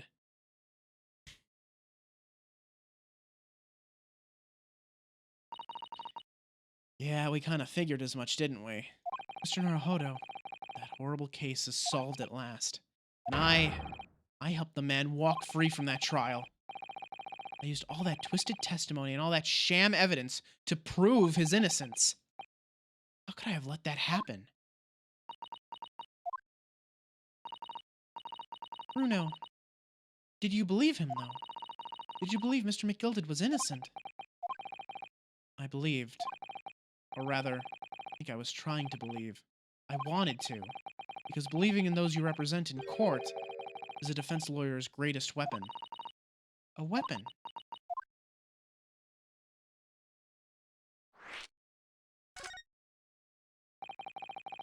Before we came to Great Britain, a great friend of mine taught me a valuable lesson. You mean Kazuma-sama? Listen, Ryunosuke. We lawyers are only human. We can't know for sure what is the truth and what is a lie. Which is why we must resort to our primary weapon. An unwavering belief in our clients. That's all we really have. Unwavering belief? Only when we truly believe what our clients tell us can we fight with everything we have for their cause. In any battle, there can be no victory without faith. So I believe you, unwaveringly.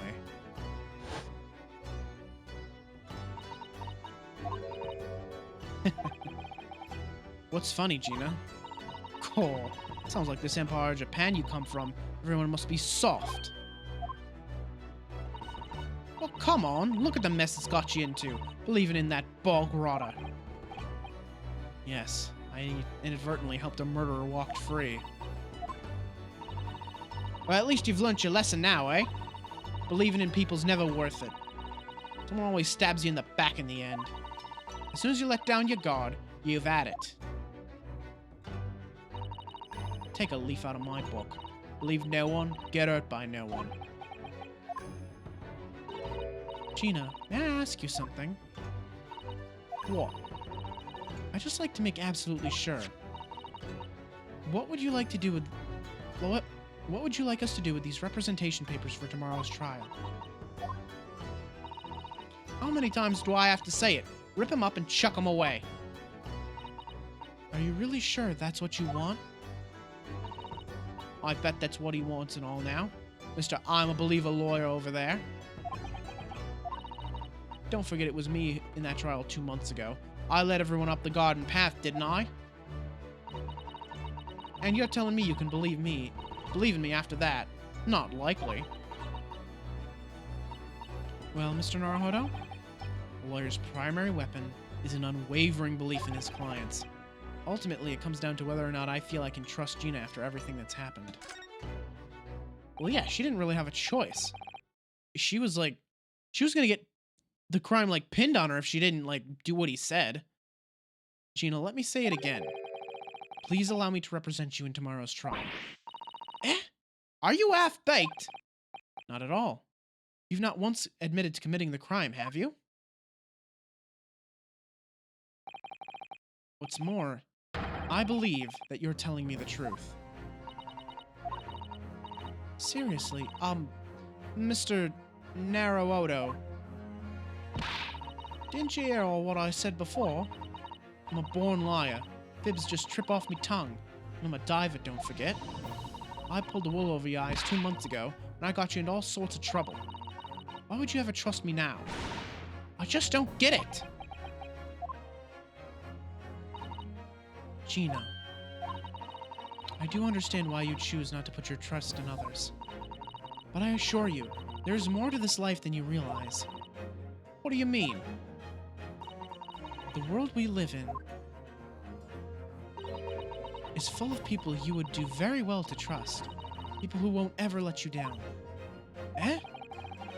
It's true that I'm just a student of law, and I'm certainly lacking in courtroom experience. But I can promise you this. Whatever happens, and until my very last breath, I am completely on your side.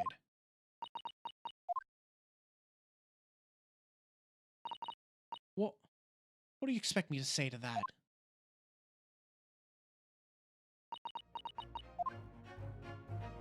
Aww. Then it's decided. I will take these papers now and carry out the necessary preparations for tomorrow's trial. It'd be a shame to throw them away now after it's been penned with your name so beautifully. Do what you like. You Eastern Lauder are... I don't know what you are. I don't get you.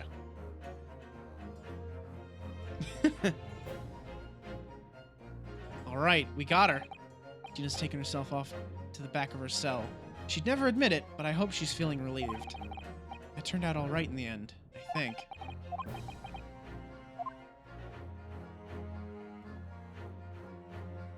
Alright, so we're prepping for the, Oh.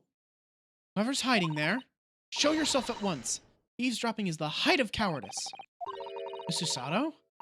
Somebody's there in the shadows. I can sense it. Somebody who wasn't there before. What? Is it Sholmes? Blimey, you're sharp, eh? Oh no, it's Gregson. I suppose you were using one of them mystic Japanese arts? Like you're out of stealth I've heard so much about. If anyone was being stealthy, it was you, Inspector. Gregsy! Oh dear me, I'm most terribly sorry, your ladyship. I didn't mean to startle you. How long have you been listening in on our conversation? Good grief, listening in. No, no, no. I just got word that there was some visitors who were refusing to leave, even though it was after hours. I assure you, your ladyship, I only just arrived. This very minute, not a moment earlier. That's all it is, nothing untoward, nothing at all. After hours? Is it that late already? So then, I'll humbly excuse myself now, your ladyship. Ta-ta, toodaloo, cheerio, all the best. Bye, bye and bye. It's a lot of farewells, not one of them appropriate for her ladyship. Oh, but I wanted to have a chat. I'm terribly sorry, but time is pressing at the minute. Oh, I see. That's a shame. If I don't get this emergency at the Supreme Court dealt with sharpish, Lord Strongheart will, well... Emergency? Lord Strongheart? Nothing. Forget I said anything. Anyway, ahem, I'm off. Alright, Gregsy, if you have to, but let's chat soon. Delighted, charmed, can't wait, if you please, my pleasure. It's a lot of pleasantries, and not one of them sounded sincere. Gregsy's so funny. He says such silly things. Certainly entertaining to see an inspector of the police fawning to a 10-year-old girl. Anyway, I wonder what this emergency is at the Supreme Court. I must attend the court clerk's office now before it closes. Yes, of course. Thank you, Miss Susato.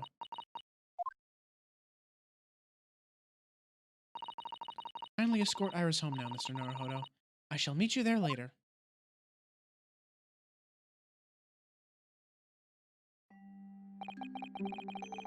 And so our investigation came to an end.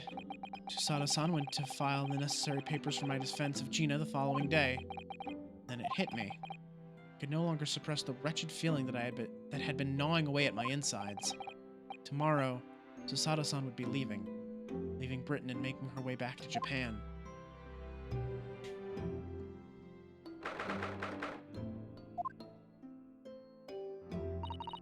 Naruhodo-san, it's been a very trying day, hasn't it? I do hope you're not too exhausted. What about you, Susato-san? Today has been even more trying for you, I'm sure. Mr. Sholmes was shot before our eyes, Gina was arrested, all in the back of the news that her father has fallen ill and she must return to Japan at once. I hope your father recovers soon. Thank you for your kind words.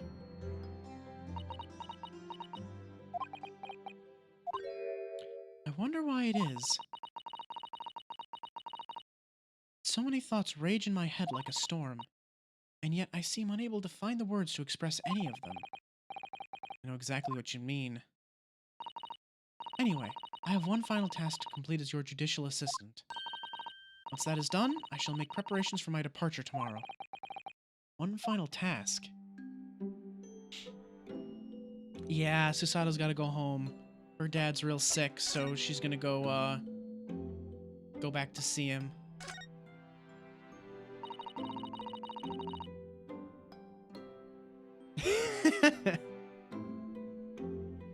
It's just 2 months since we arrived in London, but we've managed to establish this office, and it was finally feeling as though we were settling in.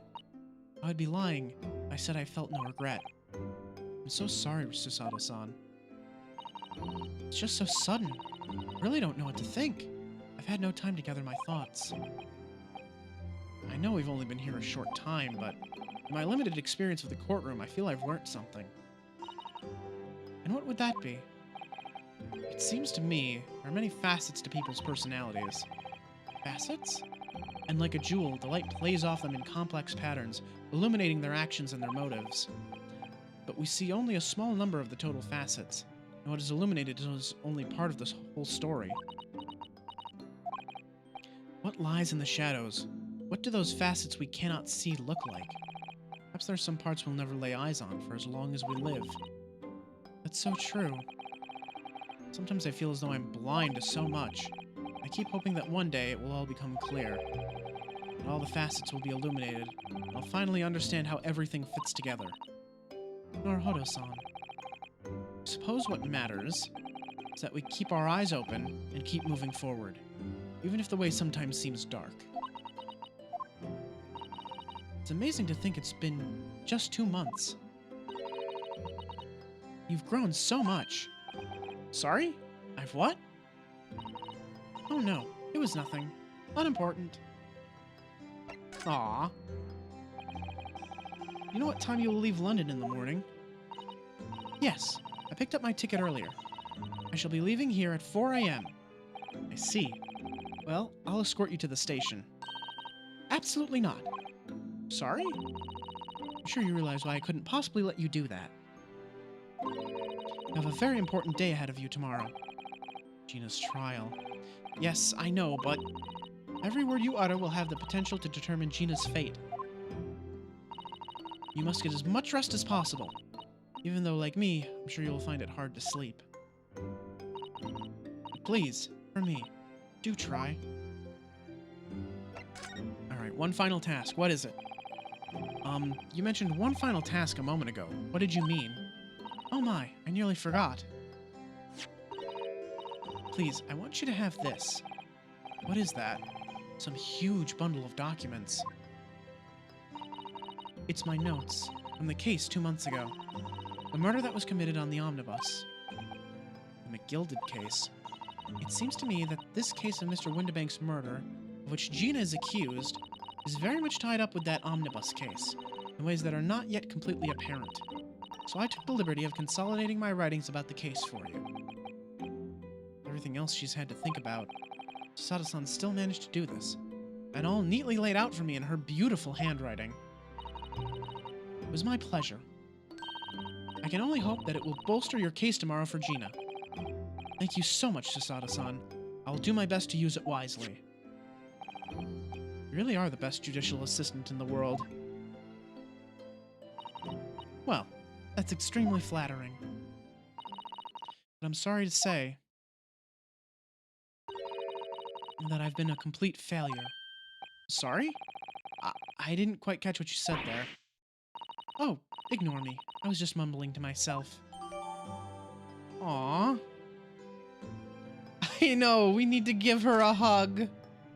Also, she still hasn't told me how she knew the title of that manuscript. The Hound of the Baskervilles.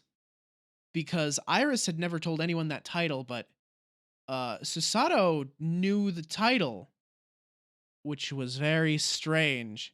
She said she would explain later, but it's about as far later as we can get, and she still hasn't said a word about it.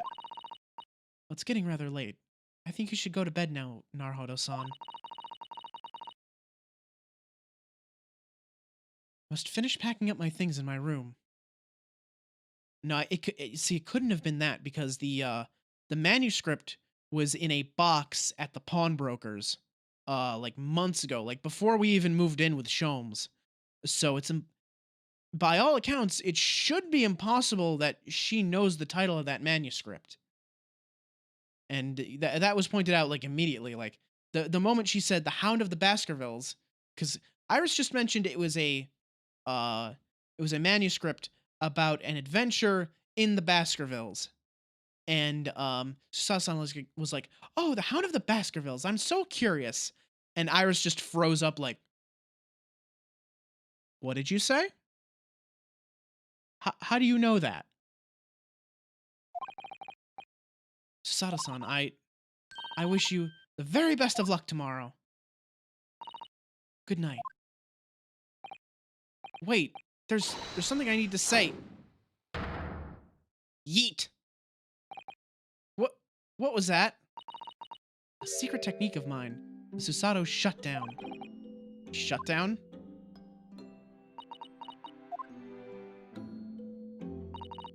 Please, I implore you. If we have to voice our goodbyes,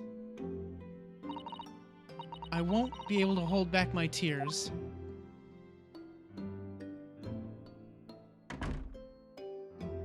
Aww.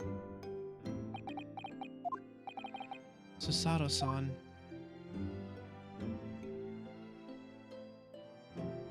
Aww. It truly had been a trying day. On our feet for hours, getting Gina to open up to us, and learning the truth about that nemesis of a case. Physically and mentally, I was exhausted, yet the idea of sleep seemed impossible. I forced myself to close my eyes, and as a cacophony of scenes of our lives here in London played through my mind, eventually, my fatigue triumphed, and I fell into a deep sleep.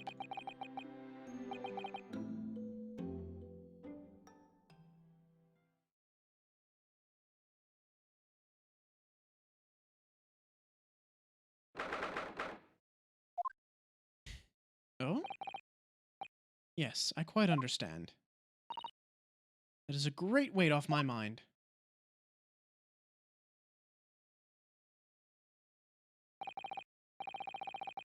Rest assured, I shall put everything in place exactly as we have discussed.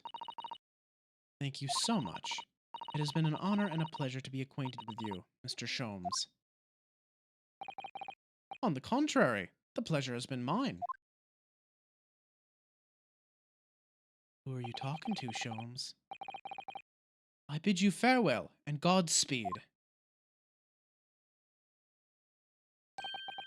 My dear madam.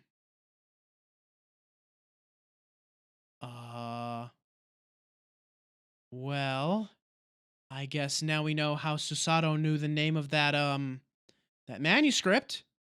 Sholmes probably told her at some point. If they've been conspiring in the shadows. What have they been conspiring about? Who could say? Alright, now it's trial time. It's funny, I advertised this as the trial because I forgot that I was still investigating. It's like, oh, we're just getting to the trial like 2 hours later. Whoopsies. Outside the window, the rain came down in sheets. So began an even longer day than the last, one I would remember for the rest of my days.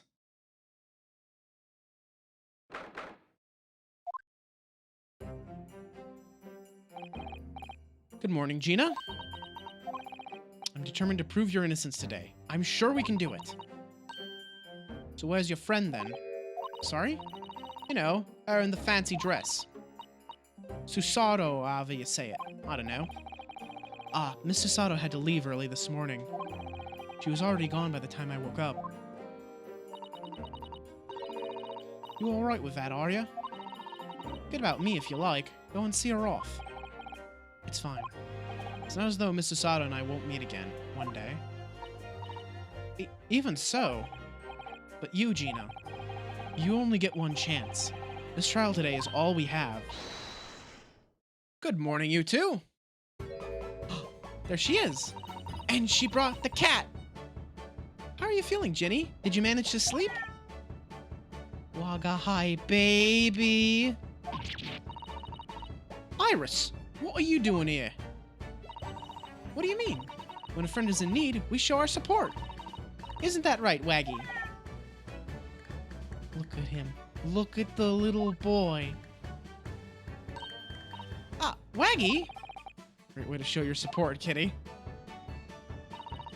Let him have a nose around. What harm can he do? Oh, that reminds me. I brought a paper on the way here. Now, would you like the good news or the bad news? What do you say, Runo? Ginny? Oh, well, I think I'd rather get the bad news out of the way first. Nah, always take the good news first. You might not live to hear the bad. Those are some words to live by, actually. I've always been of the mind, get the bad out of the way first, but what if you don't live it? What if you only live long enough to hear one? Not a bad way to think of it. Yes, that question always gives away people's personalities. Let's not go there. Alright then, I'll give you the bad news first. A record amount of rain has fallen this morning, and carriages all over the capital are struggling to move. Huh? The bad news was a weather report. So I hope that Susie made her train to Dover, and that the train isn't delayed on its way to the port. Gosh, yeah. Alright then, so what's the good news? Well, rain is forecast to subside this afternoon. So even if the train is delayed, it should be able to make up for the time later. Well, that is good news, isn't it? I couldn't give a monkey's, really. If only all good news canceled out the bad. And look, this trial has made the headlines too. Pawnbroker perishes in pick-purse plunder. See? How do you like that? Well, let them say what they want. See if I care. I can't because you're covering your face. Don't worry. Bruno will soon show everyone that this headline is nonsense. I will. And then in tomorrow's papers, the headlines will be... Discharged diver is dauntless do-gooder. Isn't that right, Bruno? Oh, yes. Let's hope so. Of course they will. I have absolute faith in you. How was that? I was trying to sound like Susie. Did it work? Did it? It's like she was still here.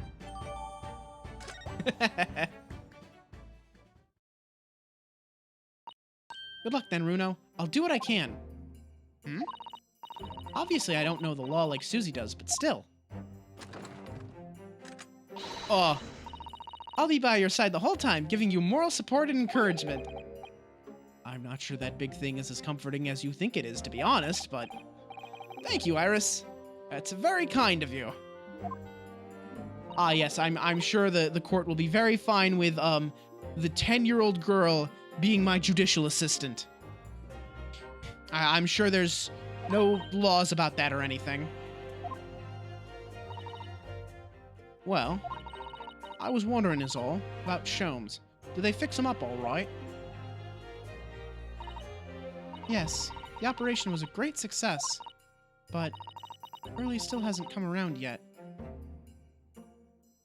Oh, now we know that's bullshit. Eh?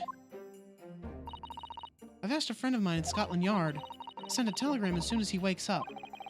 I'm sure Gregson will let us know the moment there's news. Oh, right. No Sasada-san and no Mr. Sholmes. It's all down to me today. Miss Gina Lestrade, counsel for the defense. The trial's about to begin. Please make your way to the courtroom. It's time then. Yes, let's go, Gina. Iris. Lead the way, Bruno.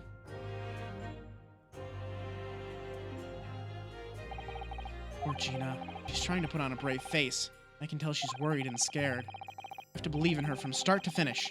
That's the weapon that will secure our victory here. Teen Girl Squad. Teen Girl Squad! All I remember is the ugly one! My throat doesn't like that one. Ow. Where's my water? Where's my water? Hang on.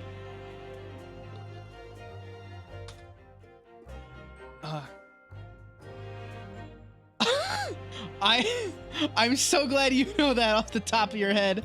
I've gone and forgot. Actually, you know what? You want to know something cool? I have the, I don't know if you know this, but there's a Trogdor board game. Like an official Trogdor board game. It was on like Kickstarter, and I backed it. And I got like one of the high tiers where you get like this really cool like wooden board to like put everything on. I haven't gotten the chance to actually play it yet, though. I really want to. I didn't get the really good wood one. I got like the lower tier wood one, because the really high tier one with like the really dark stain on it was that was a little bit more than I was willing to spend. I think it was like $500 for that one. No, thank you. If I learned anything from my great friend, it's that. Yeah, I really want to play it, but, you know, I think by the time it came in, it was right around that time where people couldn't really hang out with each other anymore.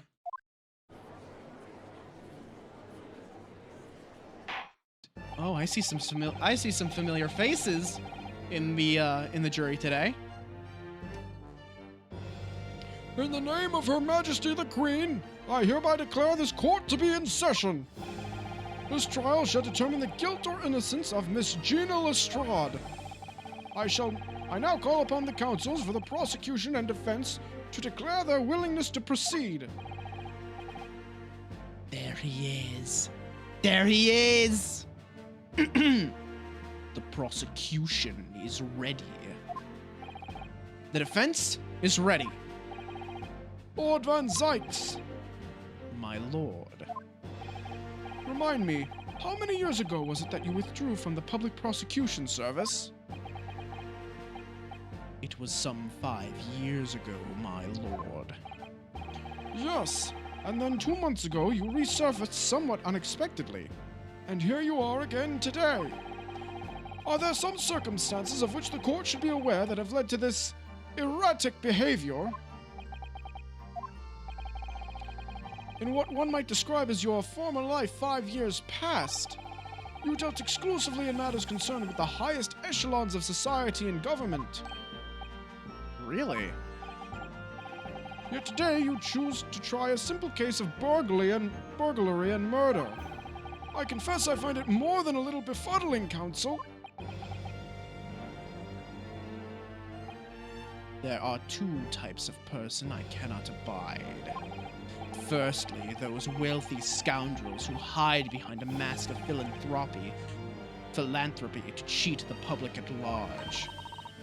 He means Mr. McGilded, who you defended against the Reaper 2 months ago. Yes, I just about managed to work that out. Thank you. Magnus McGilded. If I'd known what a monster he was, I never would have defended him. And secondly, even more loathsome, those wily scoundrels who masquerade as allies only to effect total betrayal in the final hour. In other words, the confidence tricksters from those tiny islands in the far east, the Nipponese. Excuse the fuck out of me? Is that directed at me? You talking to me, Van Zykes? That's more than a little racist. What? Did he really just say that? He means you now, Runo. I actually managed to work that one out too. Thank you, Iris. Total betrayal? What are you talking about? A torrid look of hatred in Lord Van Zykes' eyes. Was that directed solely at me? Was he talking about all Japanese people? An alarmingly scathing explanation, Lord Van Zykes. Still, the judiciary welcomes the return of the so-called Reaper of the Bailey, feared by all London's malefactors. Your lordship is too kind. Now, jurors, the 6 of you have been selected at random to represent the will of the people in this trial. Are you ready to hear the evidence placed before you and determine the guilt or innocence of the defendant? Hey now, hold on a moment. Hold up. Wait a moment. Hold on. What the fuck? There's a couple things here that Alright. So we have, let me see here. We have this guy from the last case, the military dude, who loves his wife. We have the maid again. This fella's new. We have the typewritist again, although it looks like now she's gotten into radio. This is the old man from that older case as well, but now he's a doctor. And then we have this fella, who bears a striking resemblance to a certain Russian revolutionary who escaped Russia to head for Great Britain.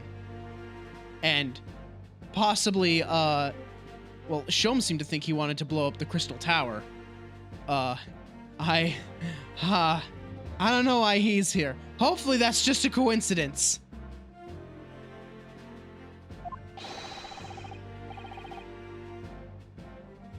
Oh god, I forgot how I did his voice. Former lieutenant of the British Army here, don't you know? Chaps like me were born ready. Clean crockery, clean cutlery, and a clean conscience. His lordship's motto is very appropriate here, I think. Everything will be stereoscopic in the future. Absolutely, absolutely everything. And I'm ready for it. I don't understand it. I just can't have left it in there. It's not possible. But could I have? All right, I remember her voice at least. Hang on. Mike was out. Women indispensable in society. Stop. Female-centric future awaits. Stop.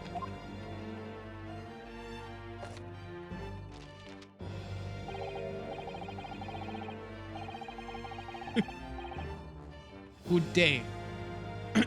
Good day. I am visiting London for sightseeing. I would like to take bus to Crystal Tower, please. Is something wrong, Runo? Oh, not exactly. It's just... I'm fairly sure I recognize these jurors. Almost all of them, in fact. So the typewriter lady is now a telegram lady. Crystal Tower has a crystal cat boy. Oh, you're right. The mouse is reading. I love him. Look at him. What a baby. What a boy. Really? Funny coincidences like that. Coincidences like that do happen from time to time, don't they? But it is quite strange. The jurors are chosen at random from London's 6 million inhabitants, you know. So I've been led to believe. Something tells me I'm being duped. Very well. Now, Lord Van Zykes, the court calls upon the prosecution to introduce the facts of the case. As you wish, my lord. Allow me to begin with a word of warning to the ladies and gentlemen of the jury. In short, there has never been a more self-evident case of cold-blooded murder.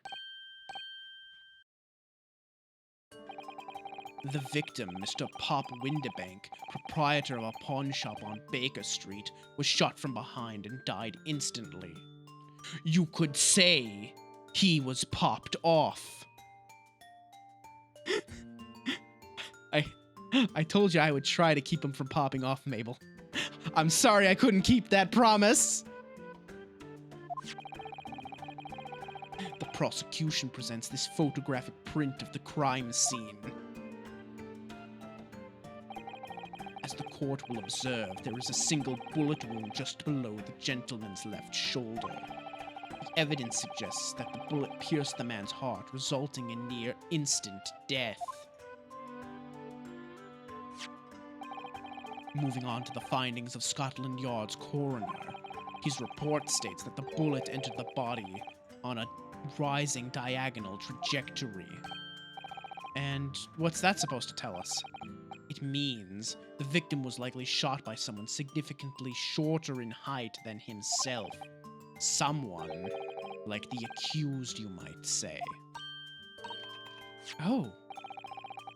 The prosecution wishes to present the autopsy report and crime scene photograph as evidence, my lord.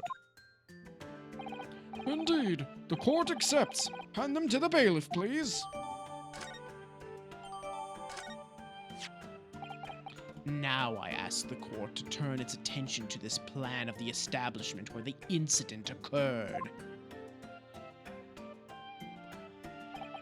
The proprietor was found in the storeroom where he kept articles pawned to him. A windowless room with a single point of entry, a door to the main shop that was found locked. In this sealed chamber, there were only 2 persons present. The victim, Mr. Windibank, and the accused.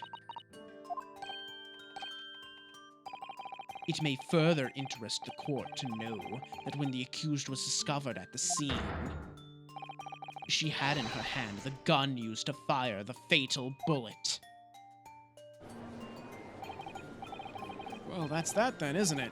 Nothing more to say. Isn't that grubby little girl a pickpocket anyway? She's one of those filthy traps that live in the slums in the East End. Oh well, it was probably only a matter of time before she got blood on her hands then. What are the jurors waiting for? We can't jump to conclusions here. We mustn't assume her guilt because of what she has to do to survive. He's breaking out the chalice. My learned Nipponese friend, it is you who mustn't jump to conclusions. The prosecution has barely begun presenting its case. Conveniently, this appalling act of murder did not go unobserved. There were witnesses. Good gracious!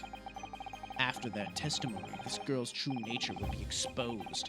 Pitiful pickpurse or cold-hearted killer. Here's to establishing the truth. The court will take the floor plan and firearm into evidence. Hand them to the bailiff, please, Lord Van Zykes. At once, my lord. Okay. This isn't good. Okay. Let me check that court record, baby. I got some things I need to, look into first. All right. So this is the Omnibus Murder from, 2 months ago. Let's see. Summary. The victim found deceased on the last scheduled omnibus of the day after a stab wound to the abdomen. Details of victim. Mason Milverton, male. Brickmaker, East End of London. Defendant, Agnes McGilded. Prosecution attorney, Lord Barak von Zykes. Defense attorney, Ryunosuke Naruhodo. Conviction was assured with 3 eyewitness testimonies. However, a surprise 4th witness's testimony resulted in acquittal due to insufficient evidence. Examine this. Pawnbroker perishes in pickpocket plunder. Let's see, what's that say?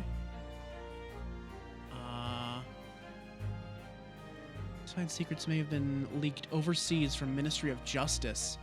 Oh, Ministry Mole. There's a sensational story lower down on the front page as well. Look, Ministry Mole? Classified secrets may have been leaked overseas from Ministry of Justice. Our 10-year-old. Iris certainly has her finger on the pulse of world news. It's about secret communications between Great Britain and its allies. Apparently they're being intercepted by hostile nations. Communications are being intercepted? But how would somebody be doing that? That's the question, isn't it? I've come up with 3 different possible methods so far. Are you looking for a new career, Runo? No, of course not. I wonder. Perhaps this is what Lord Strongheart was talking about yesterday. Yes, it could be. It could explain why he has Gregsy running from pillar to post at the moment. Fascinating. Okay. Let's see. So we got some new stuff here. Autopsy report. Coroner, Dr. Stevens. Name, Pop Windibank, male. Pawnbroker on Baker Street. Time of death, April 16th, 1 to 1:30 a.m. Reporting party, Ryunosuke Naruhodo. Post-mortem findings. Single bullet wound in upper half of victim's back. No other visible signs of trauma. Autopsy findings. Instant death from a posturonate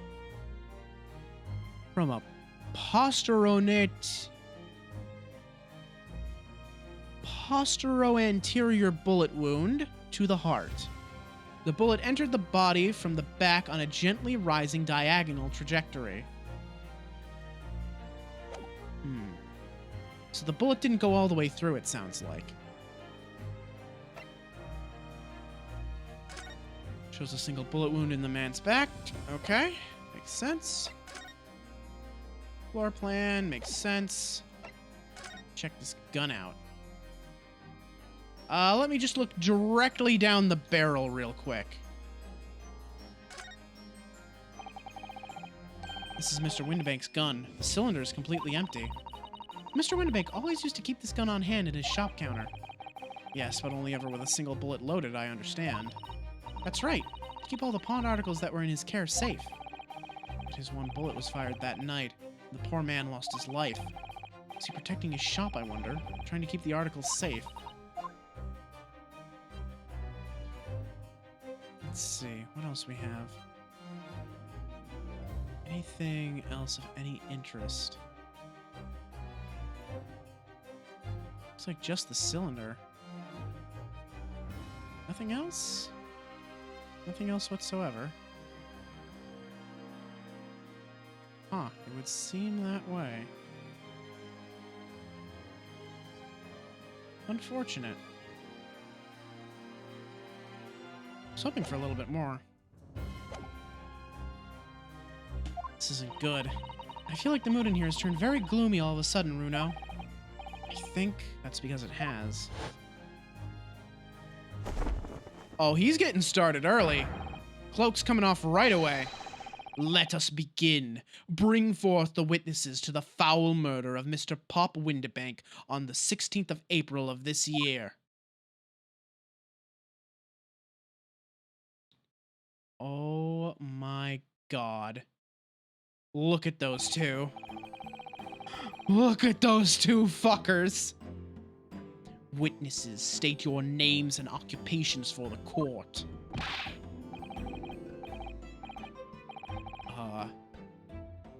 Oh my God.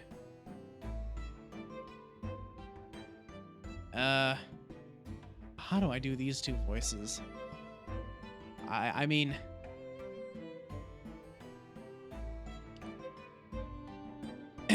The names... No. Just hang on.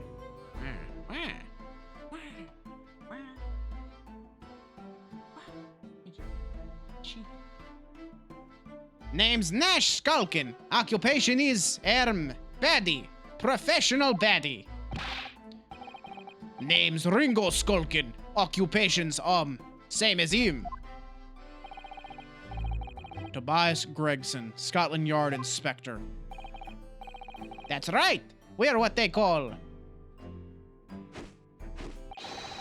the Three Skulkin Brothers.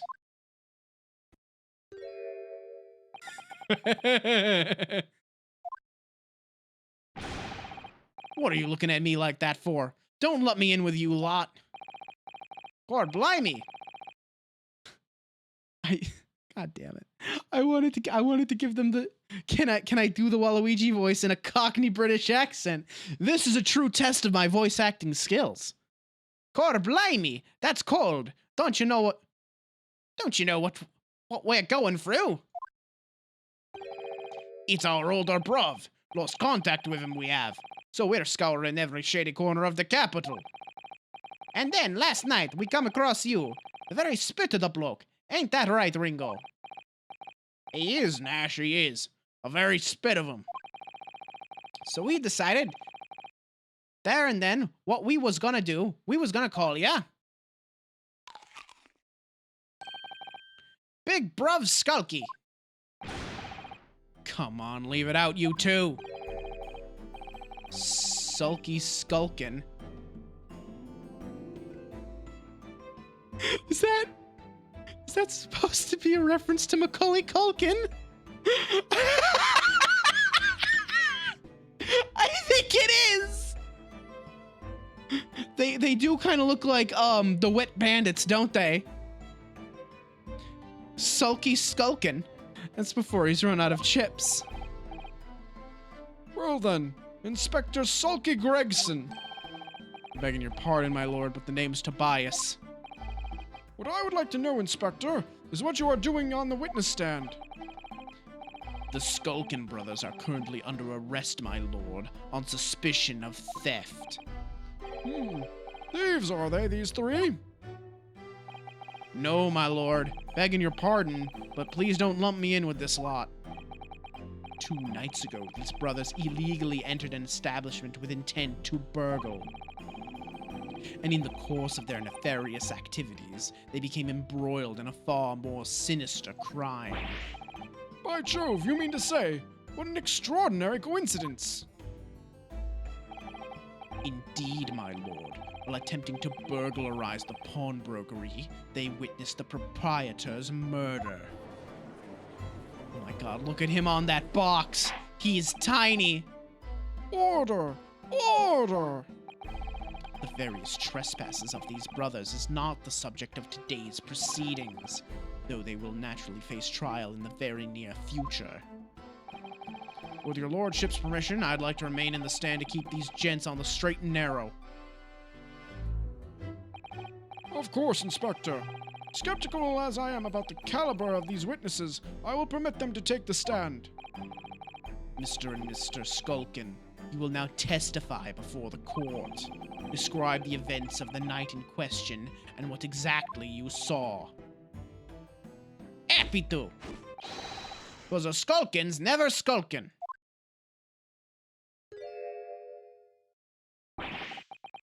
Get out of it. My god, these two. I love these two. We was Why, Luigi. We was walking down Baker Street in the small hours, and the gaff door was ajar, see? It was like some kind of sign, begging for us to go in, it was. But once we got inside, cor blimey lummy, we heard a gunshot from the back room.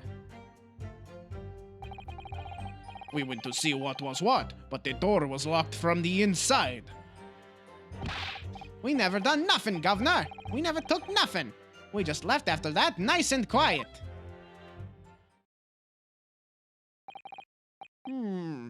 A terrible coincidence, it would seem. At the precise moment these miscreants entered the property, an even more sinister crime was afoot. The witness's testimony is consistent with the crime scene in every detail.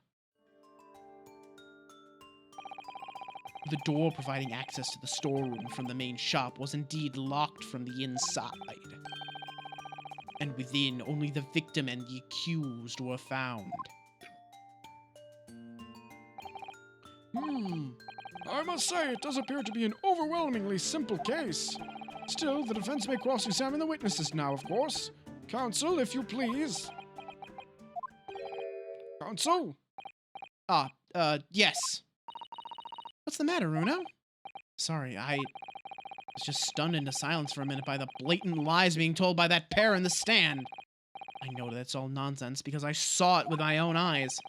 I'll just have to expose their testimony for the pack of lies it is.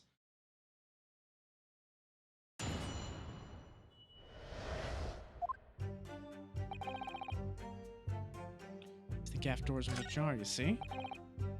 Kind of sign begging for us to go in, it was. We got inside. Core blimey lummy. We heard a gunshot from the back room. Went to see what was what. The door was locked from the inside. Never done nothing, Governor. We never took nothing. We just left after that, nice and quiet. Hold it! Press that. I don't believe you for a moment. You didn't do or take anything. Is that your story? Well, it was soon bedlam as, weren't it? It was, Nash, it was. Didn't even have time to pull me toques out of me Lucy lockets. So with no time to take your hands out of your pockets, you just left, nice and quietly, you say. That's right, Governor. Nothing we ate more than violence. Peace-loving nibblers we are, not bludgers. We are, Nash, we are. Never even pulled me toques out me Lucy lockets. So you'd clearly like us to believe... come again. As you fled from the pawnbrokers that night, did you not run into anyone else? And did you not fire a gun at that person? Saints alive! They fired a gun, you say? Hey! Blimey, Governor! You ain't telling us it was you in that doorway. It was. Why, the bleeding Nora. Didn't you mention that before? You were armed with a gun. And as you fled the scene, you fired that gun at London's greatest detective, Herlock Sholmes. They shot the great Mr. Sholmes? I did hear that, actually. There was a rumor he'd been rushed to the hospital. The great Sholmes? That's beyond the pale. On the night in question, this pair were arrested by the police within minutes of the discovery of the crime scene. Their suspicious countenance rapidly gave them away. Heh. And when searched, a firearm was indeed found in their possession. Furthermore, the barrel shows signs of a shot having been fired from it. Prosecution invites his lordship to examine the firearm recovered from these brothers. Yes, indeed. Remnants of powder around the muzzle, as you say, counsel. The court will hold this weapon as evidence. There we go.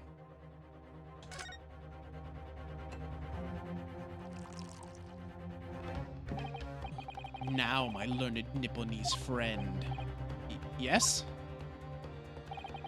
Here's to you successfully presenting the evidence. For yes, there are the telltale signs of spent powder on this gun, and a single bullet missing from the cylinder. But the prosecution demands evidence that it was fired at the scene of the crime under scrutiny in this trial. Objection! Well, I don't need evidence, because I was there. Objection! However, the rest of us in this courtroom were not. If the defense fails to provide evidence in support of its rash claim, we shall have no choice but to toast your incompetence and move on. Evidence that these two fired that gun before they left Windibanks that night.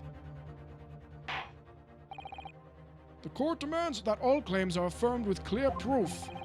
What evidence shows that these witnesses unloaded a firearm in the pawnbroker's shop that night?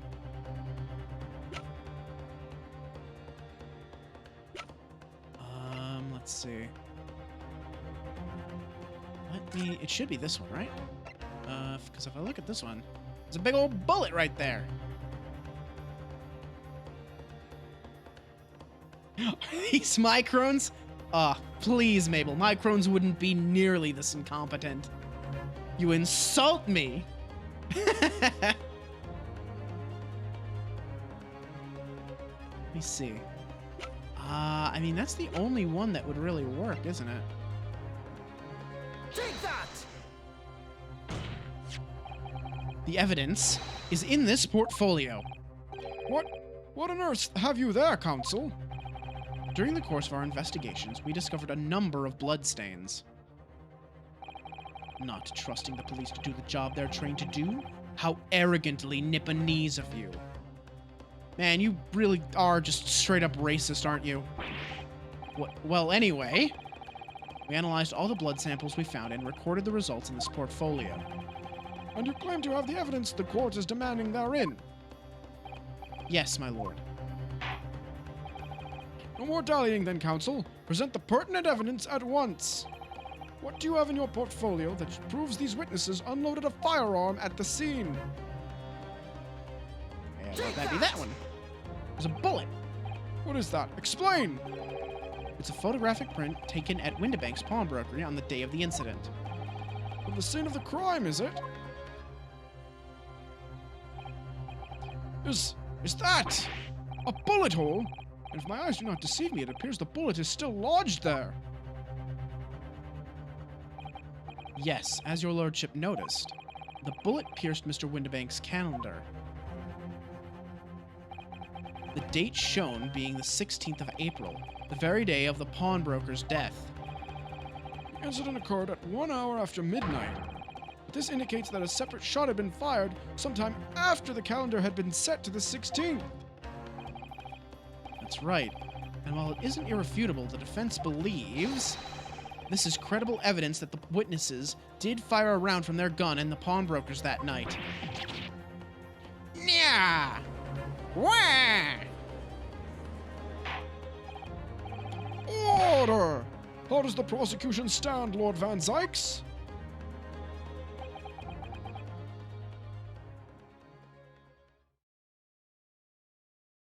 Is he going to crush it or throw it?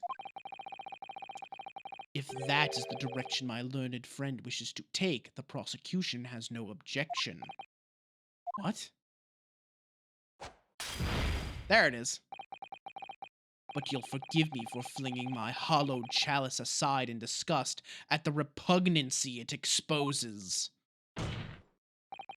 Yes, on the night in question, these brothers entered the pawnbrokery illegally. And like the bold baddies they claim to be, opened fire on the new arrivals before fleeing back onto the street. Eh! Take it easy there, Governor. You're going to land us in the soup. We had a deal. You weren't gonna get into them details. Tell him, Skulky. Set the bloke straight. I have nothing to add. So he knew, did he? Van Zykes knew their testimony would almost certainly expose the extent of their crimes. It would seem now that I owe my learned Nipponese friend a word of gratitude. What do you mean? What I mean is that you have helpfully confirmed an important fact. To what fact do you refer, Lord Van Zykes? As has been established, at the point of their arrest, a single shot had been fired from the brothers' gun. However, if that shot found its target in Mr. Sholmes, then clearly these witnesses cannot be accused of the fatal shooting of the proprietor and victim. Ugh. In other words, these two men have no material connection to the murder of Mr. Windibank at all. So that's it.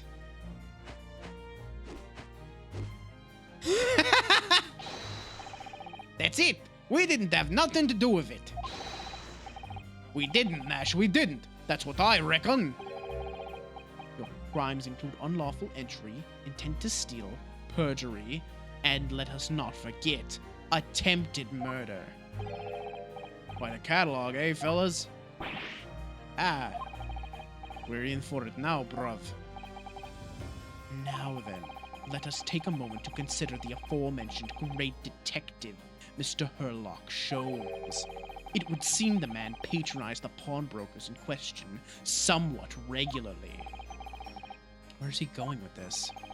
Mr. Sholmes appears to take pleasure in tinkering with eccentric machinery. Eccentrics? Says who? Not me. Don't give me that look. He installed a pair of machines like this one in the victim's shop. Oh! That's one of Hurley's red-handed recorders. What is that, Counsel?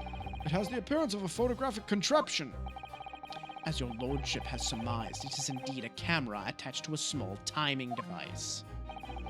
Every half an hour, it automatically photographs the interior of the establishment. The idea being that if a thief were to break into the shop, he would be caught red-handed. The prosecution has obtained the photographs taken by the device on the night in question.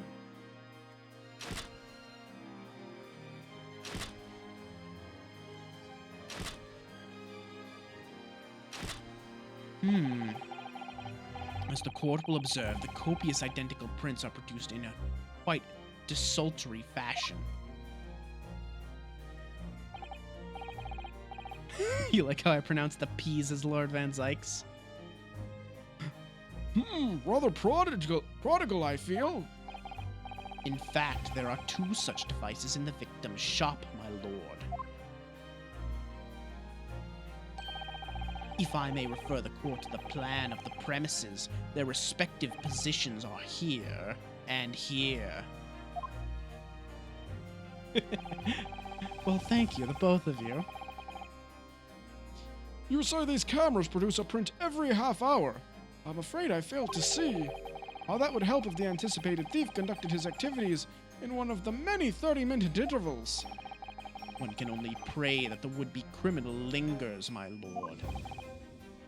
On the night in question, the witnesses currently in the stand were not caught on camera. Hehe, that's a bit of friar tuck, eh, bruv? Lady Luck loves a skulkin'. Witnesses, at what time did your trespassing begin? Must have been just after 1. Right, bruv? Must have been, Nash. Must have been. Yeah, just gone 1. In which case, minutes before these brothers entered the establishment, what scene might we expect to see within the shop? Let us examine the evidence. Good lord! It's the defendant! Miss Gina Lestrade! Oh no. As the court can clearly see, the accused is pictured, gun in hand, facing the victim over the shop counter. No doubt coercing the proprietor to open the door to his storeroom. Quite! One can only too easily imagine the events that unfolded. The court will take this photographic print as evidence, if you please, counsel. I don't believe it. Ginny. In short, the accused is the only person who could have possibly have killed Mr. Windibank.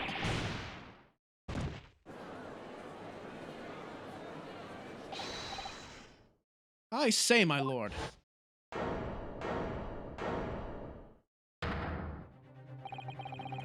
Wonder if I might put a word in at this point. Go ahead, Mr. Foreman. Took a bully bullet to the knee in the Battle of Maiwand, 1880, don't you know? Decorated for it and all that, but forced to retire from the service, sadly. Of course, a medal can never outshine the exploits of chaps like us on the battlefield. Yes, Mr. Foreman, and what exactly is your point? Carried on the battle after retirement, you see. Battle of daily life, if you like. And here I am now, leading this small squadron. 6 men, all good and true.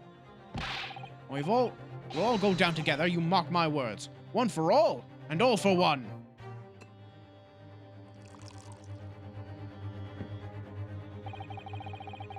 The ladies and gentlemen of the jury have reached agreement, have they? Is that what we are to understand? Well, Mr. Foreman, is that correct? In a manner of speaking, yes. That is the Garrett squadron position, sir. What? No. It's too soon to make a judgment here. Status report for the court. Men, on the double. His lordship insists on promptitude at all times, and that goes for making decisions too. I think you'll find the truth as clear as day now. I could reach out and touch it. I wouldn't have left it in there. I just wouldn't. But in all honesty, I can't actually remember. Situation clear. Stop. No room for doubt. Stop. Truth now undeniable. Stop. I am very sorry for brothers. They are unlucky. Very well. I shall now call upon each member of the jury to state his or her leaning in this matter. Announce your considered verdicts to the court. Guilty. Guilty. Guilty. Guilty. Guilty. Guilty. I like how he smacked his head into the desk. Because he's wearing sterilized gloves. It does indeed appear that the jury is unanimous in its leaning already. That photograph. It must be the definitive evidence that Gregson mentioned. But Ginny didn't shoot him. No, of course not. My lord, defense wishes to assert its right to a summation examination. Kitty Sune Spoon, thank you for the follow. I appreciate it. Welcome to the The fallout. The hideout! No, there's no fallout here, I assure you. Well, maybe 1 and 2. But 3, 4, and 76, absolutely not. None of those fallouts here. Thank you very much. Very well. The court grants permission. So, you refuse to admit defeat again. How unsurprising. We shall proceed immediately with the summation examination.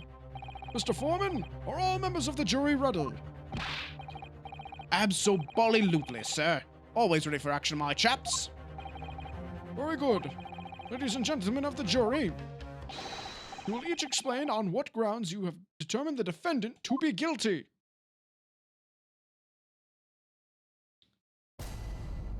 All right. This should turn things around, hopefully. I really want to see the 130 print.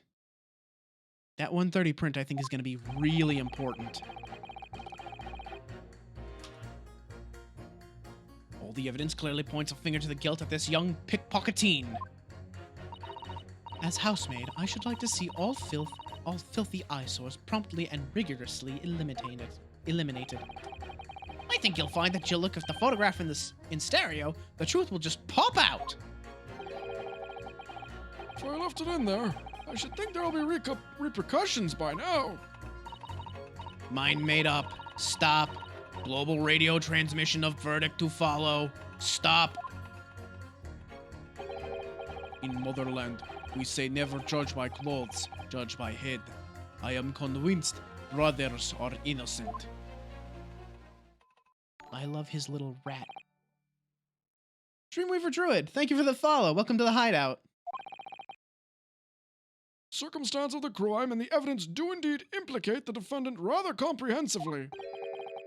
A storeroom locked from the inside, in which the victim and the accused were discovered alone. Oh, thank you, Kitty. I appreciate it. How y'all doing tonight? How you doing? Oh, thank you. I appreciate that. Granted, aw, you're all so sweet, really. Come on. You're making me blush now. I'm glad I'm calming tonight. It's not always that calming. You should see me when you should have seen, like, the last Psychonauts stream. Good lord. And in the accused's hand, the fatal revolver, the firing of which was heard by these witnesses. Not to mention this print. Take it from a chap who's seen action on the battlefield. That young girl's on the verge of pulling the bolly trigger. Thanks a lot, Mr. Sholmes. Oh dear. Curly's cameras were supposed to help, not hinder. I'm afraid I think you have an uphill struggle ahead of you. Gina didn't shoot Mr. Windibank. Which means there's more to this situation than that we've yet to see. Agreed. You have the floor, counsel. Proceed with the summation examination. Oh, Heroid model. Funny enough that I may pull my hair out. Oh god. I've never like messed with Vroid. I've heard it's like surprisingly powerful for what it is though. Let's see. What do I want to press first here? Okay, well, this, you haven't really told me a reason now, have you? Polishing the bench, I see. Again. A maid's work is never done. Not a blemish must remain. What exactly do you mean by filthy eyesores? On my way to market for his lordship, I have to pass through the East End. Places full of beggars, pickpursers, and crossmen. The scum of the earth. A little harsh, perhaps. Let me be plain. If it were up to me, all those back slums would be made spick and span or eradicated. At least we have people like the great detective working to achieve these important goals. You're referring to Mr. Herlock Sholmes. That's right. I like to keep abreast of his exploits by reading Rant's magazine in between my duties. He does wonders cleaning up London's streets. In my opinion, he should be declared an honorary maid of the capital. Mr. Sholmes, a maid? Mr. Sholmes in a maid outfit? Sherlock Sholmes in maid outfit? I'm just saying. No. Actually, I'm pretty sure that probably exists. Made Sholmes win. Honestly, considering that this game was pretty... Actually, you know what? I'm curious. Hang on. Hang on. Hang on. Let me see if anyone's done that yet. No, wait, yes, someone did. There is one fan art of him in a maid outfit. Incredible. Perfect. Beautiful.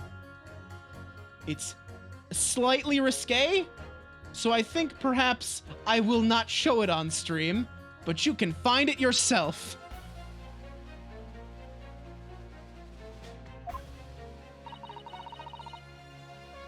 It's really quite unforgivable. Gutter scum having the audacity to shoot our very greatest detective. Minor detail, it was the two brothers in the stand who shot Mr. Sholmes, not the defendant. A minor detail indeed. They're all gutter scum as far as I'm concerned. Well, it just might be an idea to get our facts straight anyway. Yes, all right, I shall amend my statement.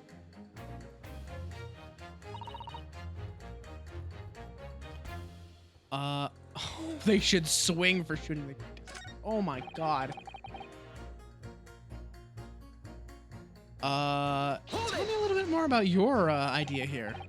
What do you mean look at the photograph in stereo? Sorry? What? Don't you know? If you look at the photographic print normally, it looks as though the pickpocket girl is about to shoot the victim, obviously. There's no indication that the defendant ever fired the gun. All I'm saying is that if you look at the same print in stereo, it could reveal all sorts of new information. By any chance, are you a fan of stereoscopes? Ooh, how did you know? Let's call it a lucky guess. Never gets old seeing the two prints merge into one before your eyes. It's extraordinary. It's captivating. It's the height of modernity. Of course. Oh yes, I think you'll find that the stereoscope is here to stay. Giving us new perspectives we could only dream of before. It's the greatest invention the world has ever seen. Oh, you know what I'm just realizing?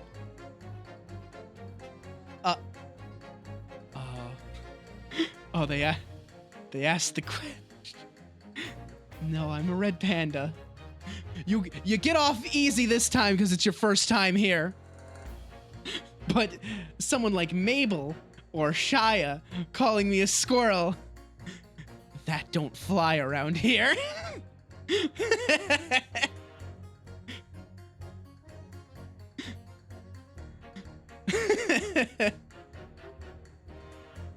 God. But you know what I'm realizing here about this whole stereoscope thing?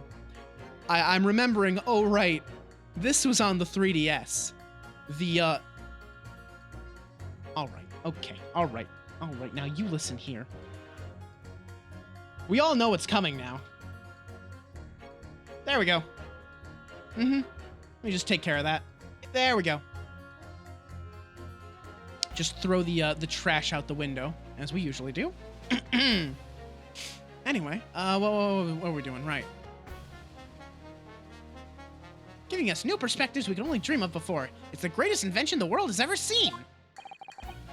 If only you could give me a new perspective on this case, I might agree with you. This guy's been out of the case the whole time. But yeah, I'm realizing the whole stereoscope thing was probably just part of the 3DS screen gimmick. It's what I'm realizing right now. Which actually, you know, that was probably pretty cool. That's probably why I couldn't that's probably why I couldn't get the thing to work by just crossing my eyes when I was looking at the thing on the screen. Wait, go back. Because you haven't even given me a reason. What exactly have you been muttering about all this time, sir? You keep talking about having left something somewhere or something like that. Oh, so sorry. As you can probably tell, I'm a surgeon. A surgeon? That totally passed me by. Of course, people conducting surgery in this country aren't considered to be doctors. Oh no! Even though me and my kind are at the forefront of medical science, the real brains in the field! So, what is it that you think you've left behind? Oh, well, that's a little embarrassing, to be honest. You see, I was operating on someone yesterday. Standard thing. Went in through the abdomen. But when I'd finished the procedure, I couldn't find my scalpel anywhere. What? Did he? Surely not. Exactly. Surely not, you say to yourself, don't you? Worrying, isn't it? That's what's been troubling me this whole time. Could I really have left my scalpel inside the fellow's belly? No, of course I couldn't. So, there you have it. Like I said, a little embarrassing, really. That's one way of putting it. The other is manslaughter. That's exactly my concern. But seeing as this case appears to be all but sewn up, I need to focus on trying to remember exactly what I've sewn up elsewhere. Now, I'm sure I made sure everything was back as it should be. Well, sure as you can be without being sure. I'm sure you need to be more sure. So that's not gonna help me at all. See, the 3D thing never really hurt my eyes. I suppose sometimes I turned it down just a little bit. It does strain your eyes a little bit, but it was never like super overpowering for me anyway. Let's see. Mind made up, stop. Yeah. Who are you talking to there? Sorry, radio transmission? What do you mean? Are you from the Far East? Stop. Yes, from the Empire of Japan. All communication with Far Eastern nations used to take place by mail. Royal Mail steamers take more than a month to complete the journey. But now we have the electric telegram, so we can send messages using electrical signals. Thousands of miles of cables have been laid along the ocean beds, connecting the entire world. Thousands of miles of cable on the ocean bed. Makes my head hurt just thinking about it. You are well informed, young lady. Hehe. But cables will soon become a thing of the past. Stop. And just when I was starting to catch up. Radio transmission is the future. Stop. Messages carried over airwaves, four corners of globe. Stop. Excitement growing. Stop.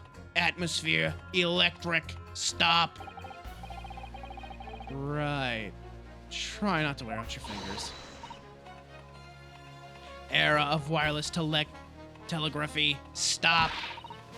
Driving technological revolution. Stop. And people say inventions like the stereoscope are the height of technology. What utter piffle.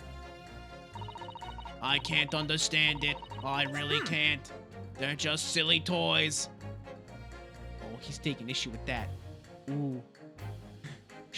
Ooh, he's mad. Alright. Excuse me. Yeah, why don't you vent your frustrations at her? I would love to hear you two just, like, go at it. Juror number 3, sorry to interrupt when you're obviously fuming, but... What? Do you perhaps have something to say about juror number 5's last remark? As if I couldn't guess. Oh, you bet I do! Say that again! Go on, I dare you! Goodness, are you talking to me? I think he just might be, yes. You think stereoscopes are just toys, do you? Huh? Absolutely. I mean, really. A machine to view photographs in 3 dimensions. Why on earth would you not just use your eyes to look at the world around you? It's all 3-dimensional. What a great way to appease the man. No, I'm sorry. Stereoscopes are of no practical use at all. You just don't know. Pardon? I think you'll find that viewing a photograph through a stereoscope can unlock all sorts of possibilities. I'm obviously going to have to demonstrate. What sort of possibilities? Well, take a crime scene, for example. If you had a pair of photographs from a crime scene that you could view through a stereoscope, it could reveal hidden clues you'd never even noticed before. What? Corners of the globe. Is she a cube earther? Well, no, it couldn't be a cube. She couldn't be a cube earther because that would be 8 corners. She said 4 corners. So clearly, she is a pyramid earther.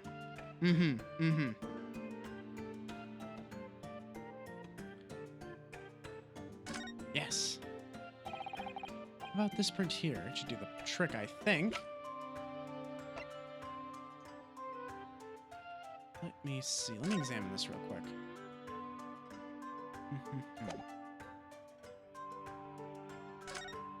And we do have, like, other prints that are, like, nearly identical. Take that! All right, then, juror number 3. Are you saying you can do this with any 2 suitable photographic prints? Of course I can. Truly horrifying.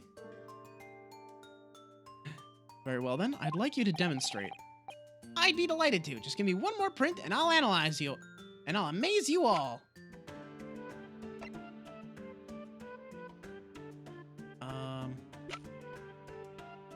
Wait, what? Huh? There should be... Oh, dear. I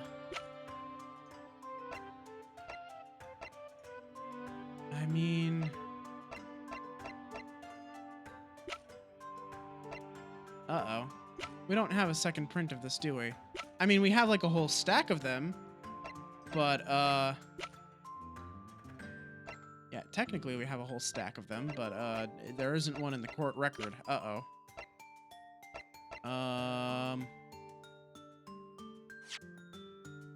Oops. I mean, this is the same one. Take that!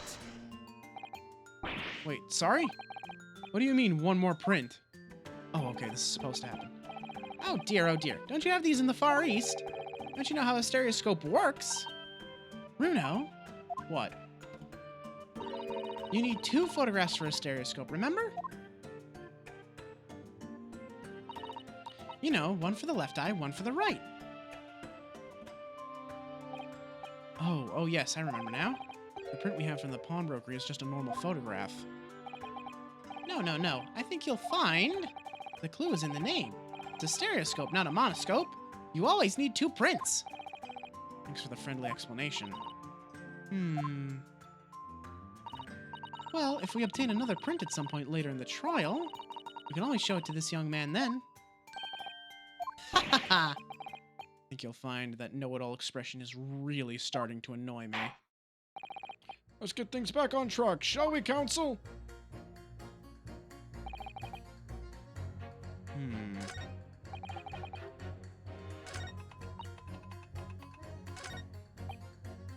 Alright, what do you have to say, Mr. Russian Revolutionary Man?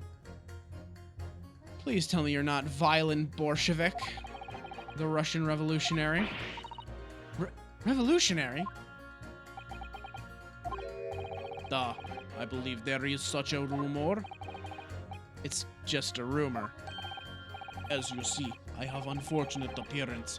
I look like vicious criminal. Your words, not mine. Just want to point that out. People call me revolutionary, murderer, autocrat. And which glove fits?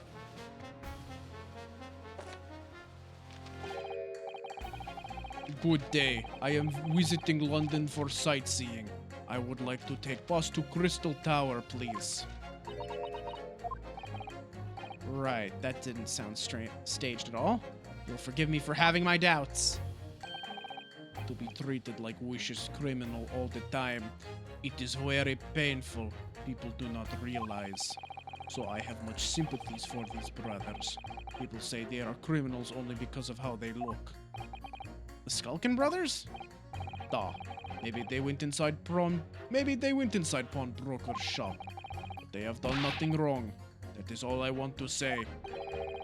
Skulkin brothers did nothing wrong that night? Alright, well, first of all, that's one not so little misunderstanding I'll need to clear up straight away. Tell me something, Iris.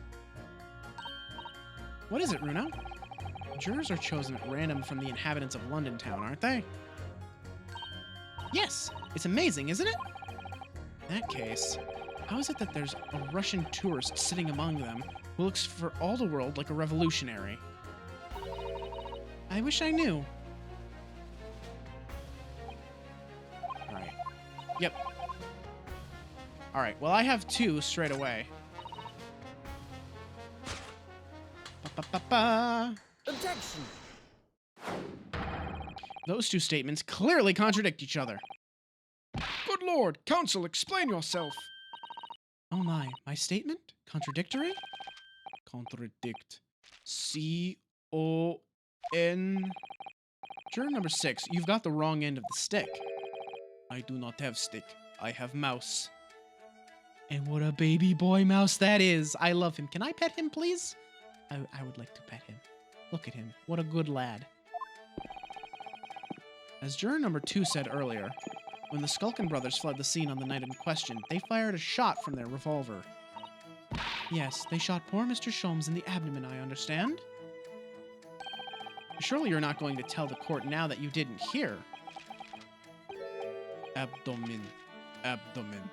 A, B, D. Sir? Sorry. My English is still learning. You are telling the court you didn't hear. Forgive me, I did not hear. Here is word. Abdomen. Part of person's body containing stomach and other vital organs. If this is what you mean, you should say in plain English. I am Russian, not native speaker. Who thought it was a good idea to let this man be on the jury again?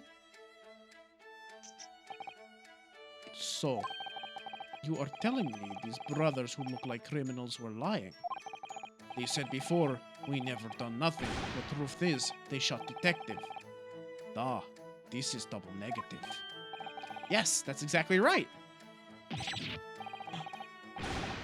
He's Strench. Look at mouse, he's Strench. Like squeaky toy. I love him. Lying is wrong, especially when lie is said by person who looks like criminal. Coming from you, that seems surprisingly prejudiced. This means when they said we never took nothing, maybe it was also big fat lie. Is this true? Well, according to the police report, no stolen goods were found, so... Enough. I trust no one now. It's not the mouse's fault, though, sir. I must see with my own eyes. I must investigate crime scene myself. I'm afraid that won't be Yes, it is, Runo. Easily. Sorry? With prints from Hurley's red-handed recorder. Ah. If you compare the print that pictures Ginny and the next print from half an hour later, you'll be able to see straight away if anything was taken or not. Cooey! Mr. Prosecutor! Tut. Calling on the prosecution in the middle of a summation examination of all times. The print showing the accused threatening the victim after she broke into the shop is this one. Following this, the victim and the accused moved into the storeroom. Meanwhile, the Skulkin brothers entered the shop and summarily heard the fatal gunshot ring out. Sadly, none of these events were captured on film. This is the print produced by the camera half an hour later, after the brothers' flight.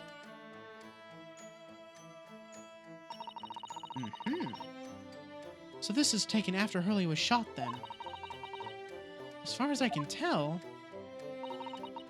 nothing has been taken. Does seem to be the case. I can't notice anything that's obviously missing in the second print. So, the brothers who look like criminals only told one lie. They shot men, but they stole nothing. Would seem so, yes. Good. No, not good. You were right. I did not understand the situation. Now I know brothers have lied. I think it is very important to continue with trial. Yes. Very nice. Very good. Well done, Runo. The balance is shifting. Well, it's a start, I suppose. There must be more in what these jurors are saying that I can use to expose the truth. If I can do that, we might just turn the situation to our favor still. Thank you, counsel. Continue with the summation examination. And kindly hand that new photographic print to the bailiff to be filed as evidence. Another print in the court record. I wonder if we can make use of that. Oh, yes, we can. In the Lake of Lies are many dead fish. We must find truth. Therefore, I say not guilty verdict. All right. Hold it! We can press you now. All right, let's go, let's go, let's go. Yep. Okay, yep, you're gonna tell me all about how cool radios are. Are you mad yet? No, you're not mad yet? Okay. Oh, there he is. Excuse me. All right, now we can get this man to look at our two photographs. Simple enough. I wonder what we're gonna see here.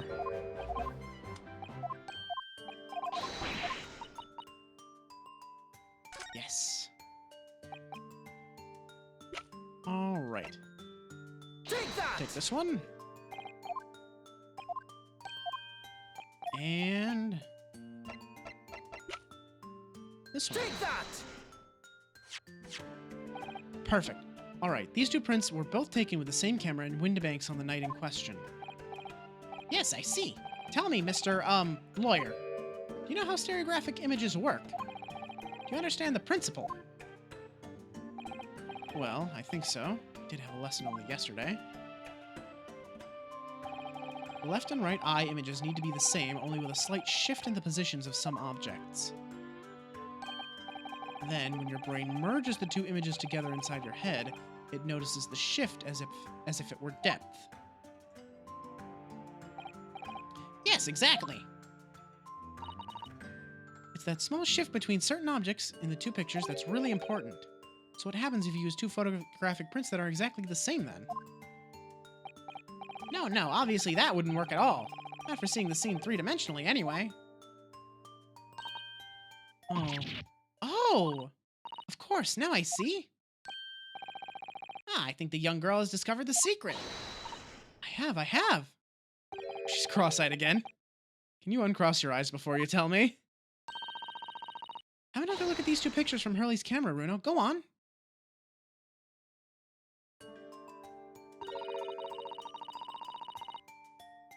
You see that there's really an obvious difference between them. Of course there is. There are two people in the first and no people in the second. Well, yes, you can see that straight away. But now, try looking at the picture in 3 dimensions. All right, I'll give it a go. To start with, to cross your eyes and then try to make the two pictures overlap exactly. Please tell me you're not expecting me to actually, like, do that myself, right? By crossing my eyes, I can make the quill pens from each picture overlap in the middle. Wait.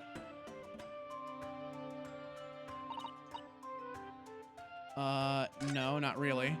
I'm just not very good at this, that's the trouble. Oh, don't worry, I have just the thing. Oh, thank God. I don't want to have to do this myself. Okay. Save me. You could have saved me from staring at Mr. Windibank and Gina like I hate them all the time. If you remember, I said in reply that it's much more satisfying to be able to see the effect with your own eyes. Yeah, like, here's the problem. When I cross my eyes, everything goes super blurry. Like, my eyes just keep, like, shaking, so I can't see anything clearly. Here goes. There we go. Now, let's see what we've got. Wait, look at that. Ah, what's going on with these two pictures? One of the things on the counter they sort of jump out at you.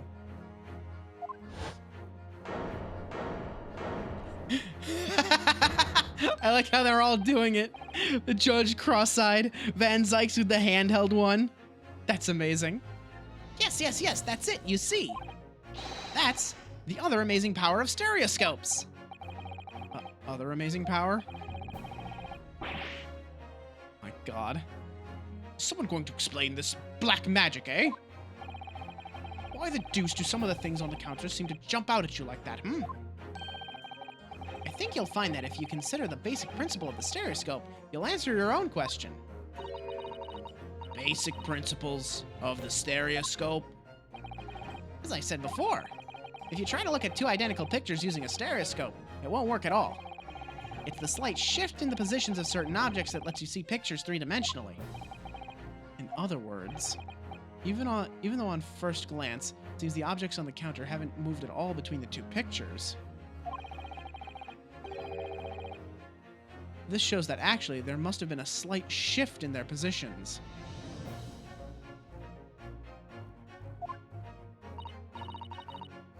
Yes, there must have been. Now hold fire there, sir. Got a reasonable grasp of this whole cross-eyed business now, I'd say. Why the devil does this shift between the two prints exist in the first place?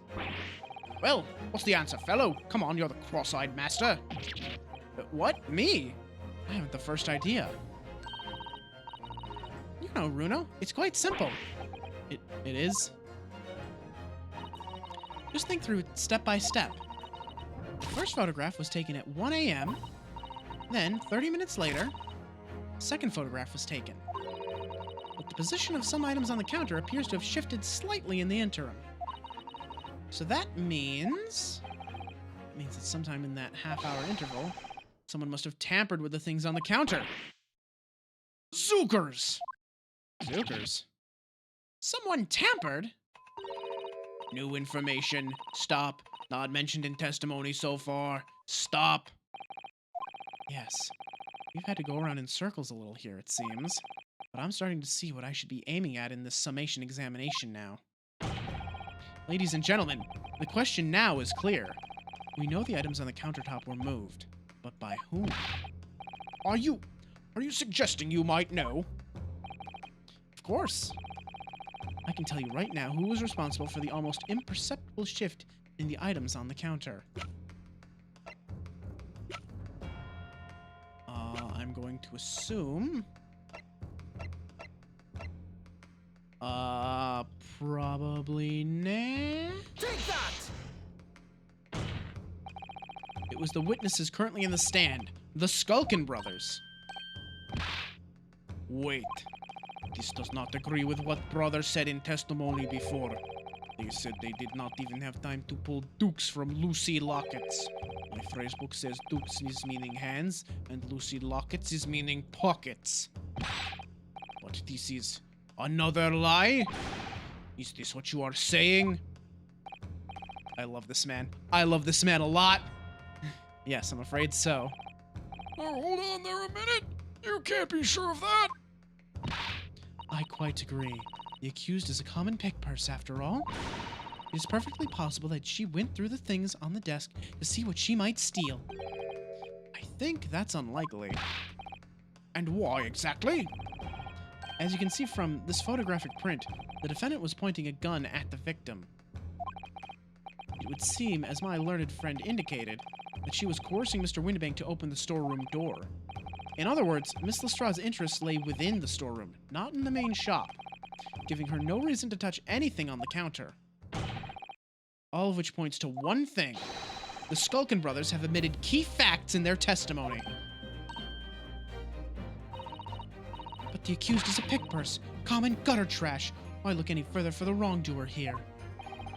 Because the Skulkin brothers are thieves, madam. No better. In fact, worse than a pick purse. I believe that these brothers were looking for something on the victim's counter that night. Ladies and gentlemen of the jury, if you would condemn the defendant on the grounds that she's a pickpocket, would it not at least be right and proper to thoroughly scrutinize testimony given against her by two thieves? Hey man, what do you have against thieves? Come on now. Ain't nothing wrong with thieves. We just borrow things sometimes. All right? We'll give them back. Maybe. Eventually. To be fair, though, the Skulkin brothers are pretty shit thieves. Like, they got caught so easily. And they fired a gun. Like, rule number one. Like, rule number one about thieves is, like, if you're gonna be a real thief, you don't use a gun. Come on now. Like, red pants. I'm thinking about it. I'm thinking about it. I'm thinking real hard about it, Shia. You did say Red Panda, but you did say that those low level, those level 1 crooks are somehow comparable to me, the level 99 boss. Okay? Like, come on now. You're upsetting me now.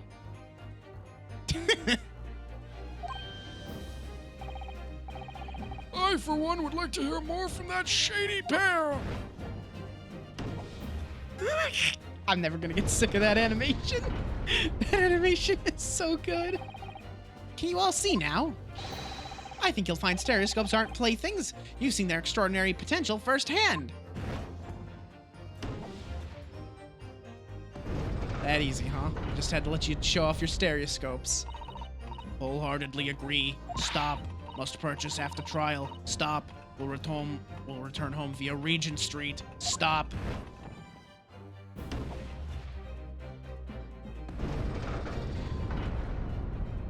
All right. Well, it would seem this trial has yet to run its course. The ladies and gentlemen of the jury have declared their inclinations via the mighty scales of justice. I hereby call the summation examination to conclusion, the balance altered in the defendant's favor. 2 lean to guilty, 4 lean to not guilty.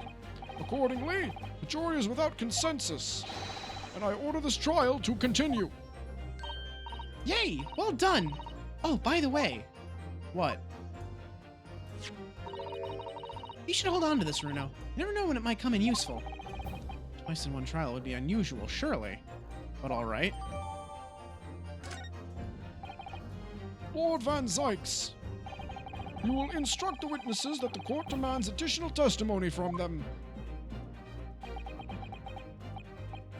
I'm sure it won't spoil the bouquet to do so, my lord. How many hollow chalices do you think Van Zykes has? Because he's broken a whole lot of them so far. I see you, Mabel. I see you. I'm not amused.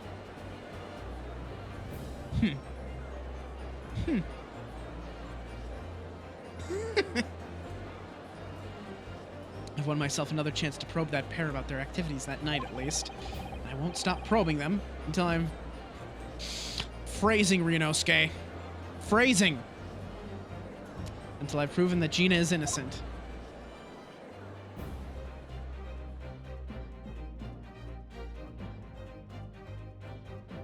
Oh. To be continued, huh? Alright. It's 11:15 for me right now. We've reached a stopping point, I think. So I'm gonna save here.